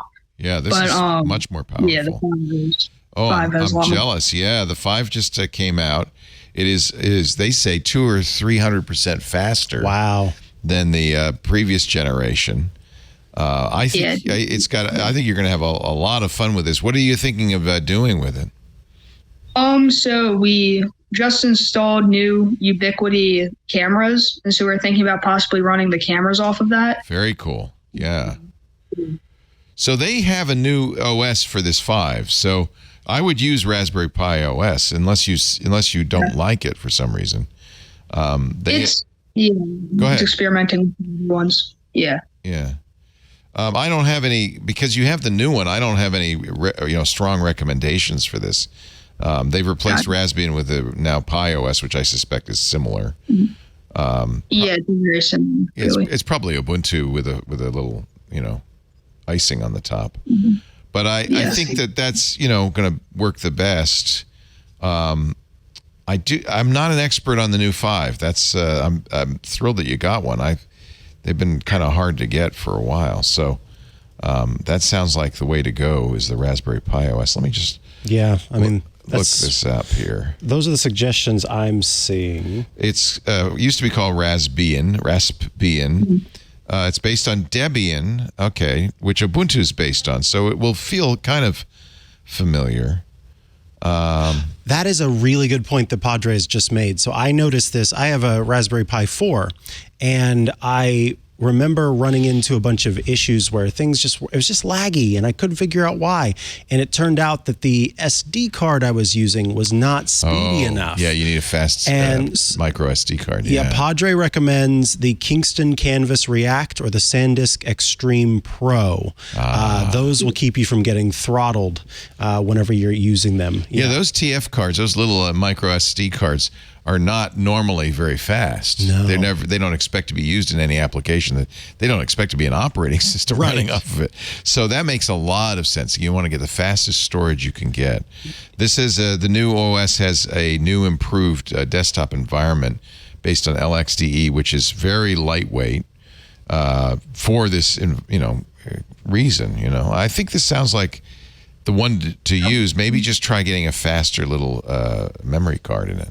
Might be the trick. That made all the difference with my 4. Yeah. I was very surprised at how much of a difference it made to switch in a card that worked so much faster. Oh, interesting. All right. Good. Yeah, thank you very much. I love listening to you guys every week. Me and my dad both listen. What's your dad's name? Brad. I think Brad's in the room, isn't he? Hi, Brad. I met Leo 25 years ago in York, Pennsylvania. Oh, that was a great trip to York. I remember that very well. I think I had who was with me? I think Kate was with me in York, wasn't it? Wasn't she? Can't remember. I think it was Kate. Yeah, we were. That was a fun trip. That was one of our very first appearances. That's why I think it was Kate. It was the early days of the Screensavers. Well, nice to meet you again, Dad. And I love it that you've raised a talented geek. That's great. Good job. And I think everybody should get a Raspberry Pi for their kid. I agree. This is a great way to get into computing. Thank you very much. You're welcome. You're asking the right questions. Appreciate the call. Yeah, and thank you for listening. Take care. Bye to Maryland. Don't go Ravens, though. We didn't even mention that. Let's see. The only reason I'm rooting against the Ravens is I'm scared to death of them. They look so darn good. It's really high praise. They're doing it. High praise. So who else should we talk to, John Ashley? This person right here. This person here. Hello, this person. Hello, person. Press *6 and unmute yourself. Thineself. Unmute thineself. To thine own self. Hello, I'm just getting video on. Okay, good. Oh, good. There we go. Love that. Oh, you're Hello. What's your name and where are you calling from? My name is Tlaloc Lopez Waterman. I'm calling from Orlando today. Tlaloc? I travel. Is that your first name? I travel a lot for. Yeah, it's my first name, Tlaloc. It's the Aztec rain god. Because that's how I roll. Ah, I love it. I love it. Wow. And I've just recently become a TWIT member. Thank you, Claude. Thank you so much. I learned of you through office hours, actually. But which is a wonderful show that Alex Lindsay does, of course. Yeah, with Alex Lindsay. And I recently got the iPhone 15 Max. Okay. Pro Max, and I have about 7 AirTags that I use for all my luggage. I know exactly what you're going to say. Every time you leave the house, you get 7 notifications saying, you just left your thing behind. You just left that thing behind. There's that. I mean, like I'm a person that forgets my stuff all the time, so that's you don't mind that. Thing. Okay, good. That's good. The issue is when I change my phone, now they all don't work. Oh. And Rosemary, I think in the chat, told me to go look at a site that told me what to try to do. That's funny. You wanted them to annoy you every time you drive off. Let's talk about you say now they don't work. Define don't work. So I was about to get into go ahead. that. Sorry. So continue your story. What this means is that they essentially think that now my phone thinks that there are 7 AirTags that are stalking me. Okay. Because they don't belong to me. It says anymore. an unknown AirTag has been following you. You know, it's funny. I saw that, and this is because Apple got a lot of heat for that, right? I saw that when I was at the airport in Boston. I was sitting there, and it says there's an unknown AirTag near you. Of course, it was another passenger right at the plane. But you see it now, 7 of them every time you're at home. So I tried. You want to reassociate them with your phone, is what you want to do, right? Yeah, and so the first step was to check to see if there was an issue with permissions or something was turned off or on inside of your Find My settings. And then it was to reset it. And after I reset it, I did, you do the battery out 4 times. Yep. I get to the point where I can reassociate with the phone, and then it says, sorry, you need to re-sign into your Apple account, your iCloud account, which I'm signed into already. So I feel like I'm in a loop that I'm not quite understanding. I had almost the exact same experience. And I ended up, I spent, and I'm not even lying when I say this, hours on the phone with someone in the iCloud, high up in the iCloud engineering development, blah, blah, blah, blah, blah, to try to get this all figured out. So what would the normal thing be? You got a new phone. You get a new phone. Do you open Find My? Yeah, so normally it should just, you don't even need it. When you open Find My, all of those tags should be there and they should be yours. Those tags are associated with your iCloud account. Yes, and so there are a couple of things that I want to ask you here. First and foremost, are you or have you run any betas on your devices? Yes. Okay. So that was what caused the issue for me in the first place. Was I was running a beta, and what ended up happening is it did not bring over the encryption key that is tied, because basically what happens is on the server side, when you create a new Apple ID, or excuse me, an AirTag, Apple associates that specifically with your Apple ID. And when it does that, it links the two. And if it is not removed from your Apple ID account properly, like if the battery dies, which is what happened with mine, the battery died. And when I went to pop in a new battery, then it was still associated on the server side with the other account. And it was only when I updated to a later version of iOS that somehow, somewhere, the keychain properly registered and brought everything over. One thing that you can do is on all of your devices, you can go into, you launch the settings app, you tap on your name at the top, and you tap on iCloud. And then you scroll down and you find password and keychain, and you turn off sync this device. Mine says sync this iPhone because it's on an iPhone. And that will disconnect you from the keychain, keep it locally, and then toggle it back on right afterward. That can sometimes bump the server into pulling that proper information that says, no, these are his AirTags. These are what should be on this local device. Now, the only thing that ended up working for me after I spoke to this iCloud engineer, blah, blah, blah, blah, blah, and everything else was just getting off of the beta and logging in or updating, to the latest version of iOS. And on all of my devices where the tags would show, also updating those to the latest version of iPadOS and macOS. That was the only thing that ended up solving it. One day I opened up, because I thought, for the rest of time, I'm never going to be able to have another AirTag, and that these aren't going to work either. And then I opened up Find My, and it was finally working. So it sounds like almost the exact same thing happened to you, and it was caused by being on the beta and then having an AirTag die on me. I think in your case, it's that you switched to a new phone, and that's kind of the same thing where it's a new phone trying to look at a device that was not previously part of it. So yeah, in the short term, my recommendation is if you're currently running any betas, stop, and you may have to wait until the next version of 17 hits for this to correct itself. If it's still not correcting itself at that point, I would reach out to Apple and explain everything that you've tried, because it could be that enough of us have had this issue at this point that they've figured out what they need to do on their side. But yeah, mine ended up correcting itself. It wasn't something they were able to correct for me. Gotcha. That's a wild. Thank you. It's really. It's also an argument not to not use betas. Yeah. Well, I bet Apple's pretty sad about it being an argument to not ever buy a new phone. Yes, exactly. That would be even worse, wouldn't it? Yes. Oh man, that would be even worse. You don't want to do that. That actually makes me want to ask you, on the old phone, did you return it, or do you still have it? I returned it. Okay. I returned it. Yeah. I reset it and dumped it completely before handing it over, because I wanted to make sure all my data was clear. The only other thing I was going to suggest trying is on that device, if you still had it, going into Find My and removing each of those tags. Unfortunately, without it, you could. No, I think that's probably about it. I was going to say you could restore from iCloud a backup that was from the previous device. Which is what I did. Yeah, and that's unfortunate that that didn't work. So, I think this is going to be one that shakes itself out like mine did. Gotcha. Wow. Okay, one other brief question, hopefully brief, because I know you guys have a lot of callers today. But I'm a lighting designer. I work in the theater.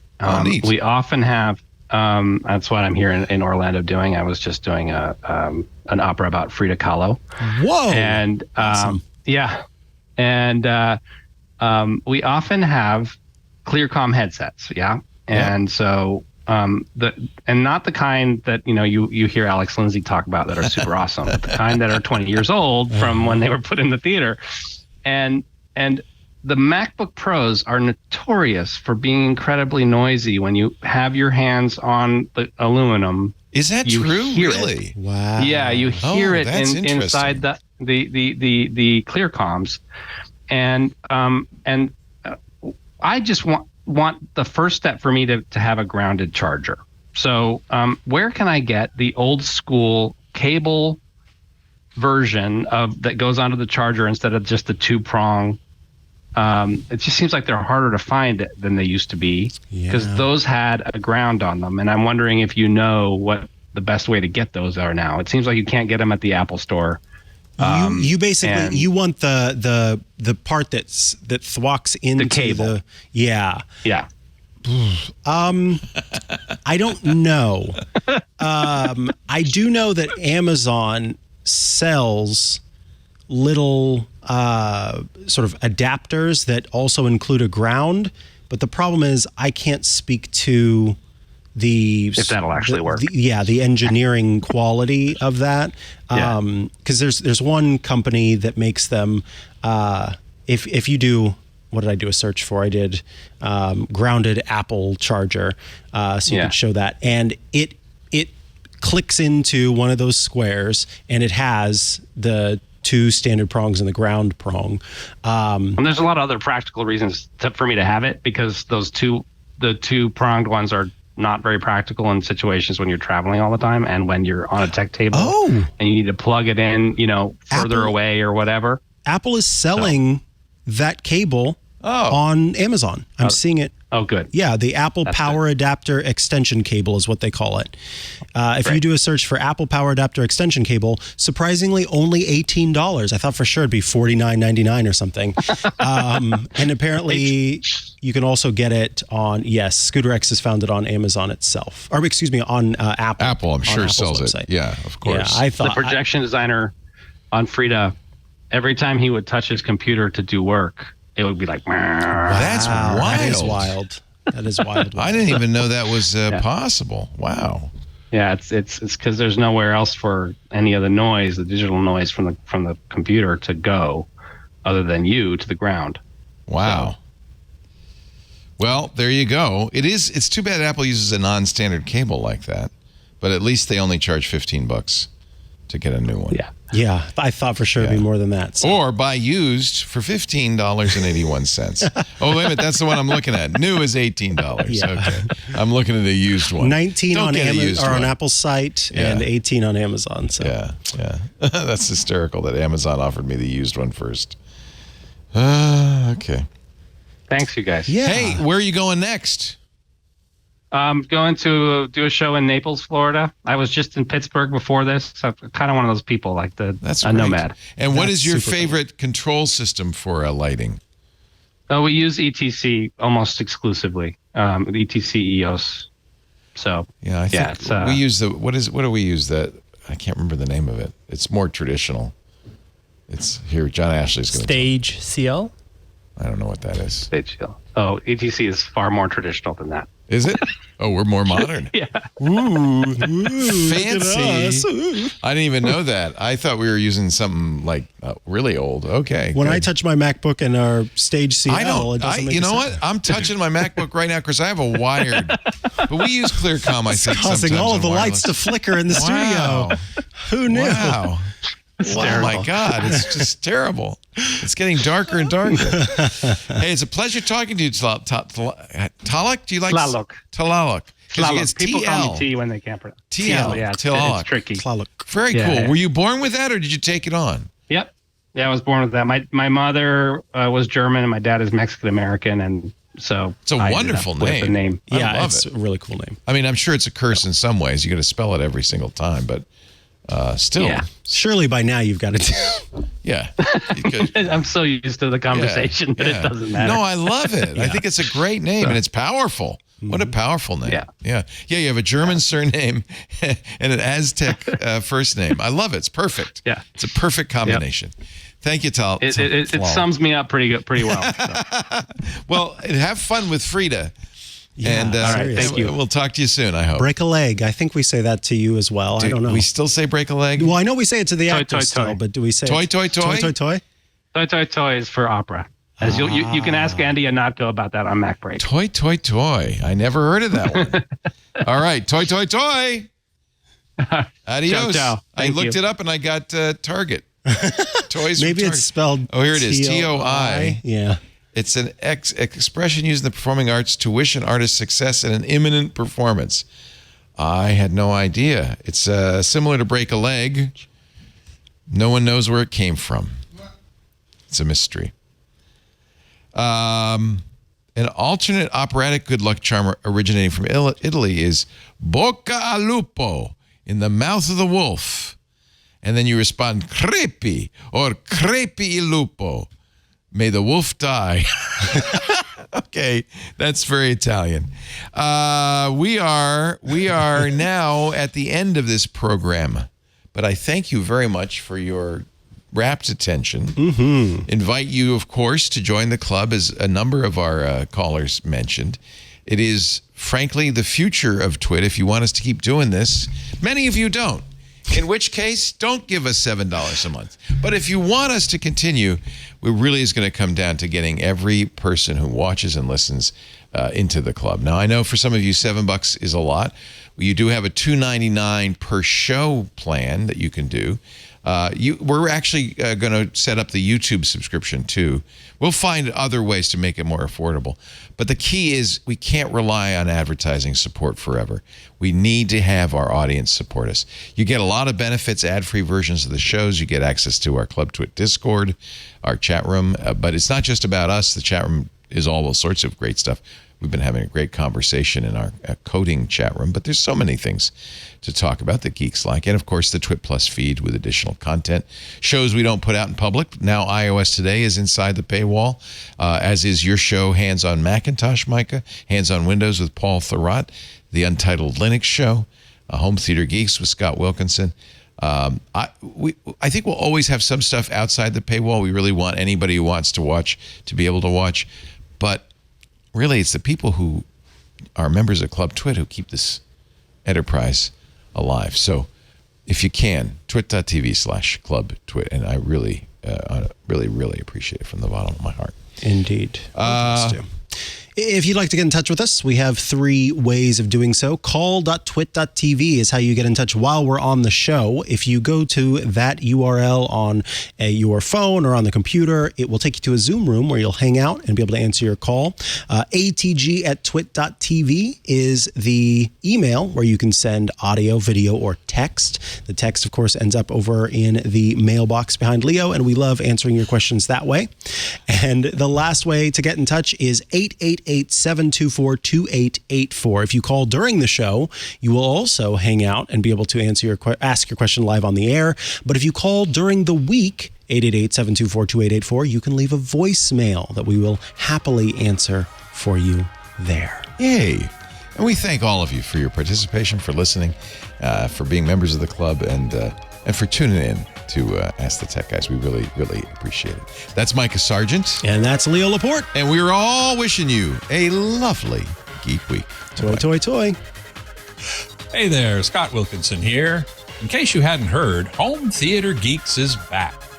Each week, I bring you the latest audio-video news, tips and tricks to get the most out of your AV system, product reviews, and more. You can enjoy Home Theater Geeks only if you're a member of Club Twit, which costs $7 a month, or you can subscribe to Home Theater Geeks by itself for only $2.99 a month. I hope you'll join me for a weekly dose of Home Theater Geekitude.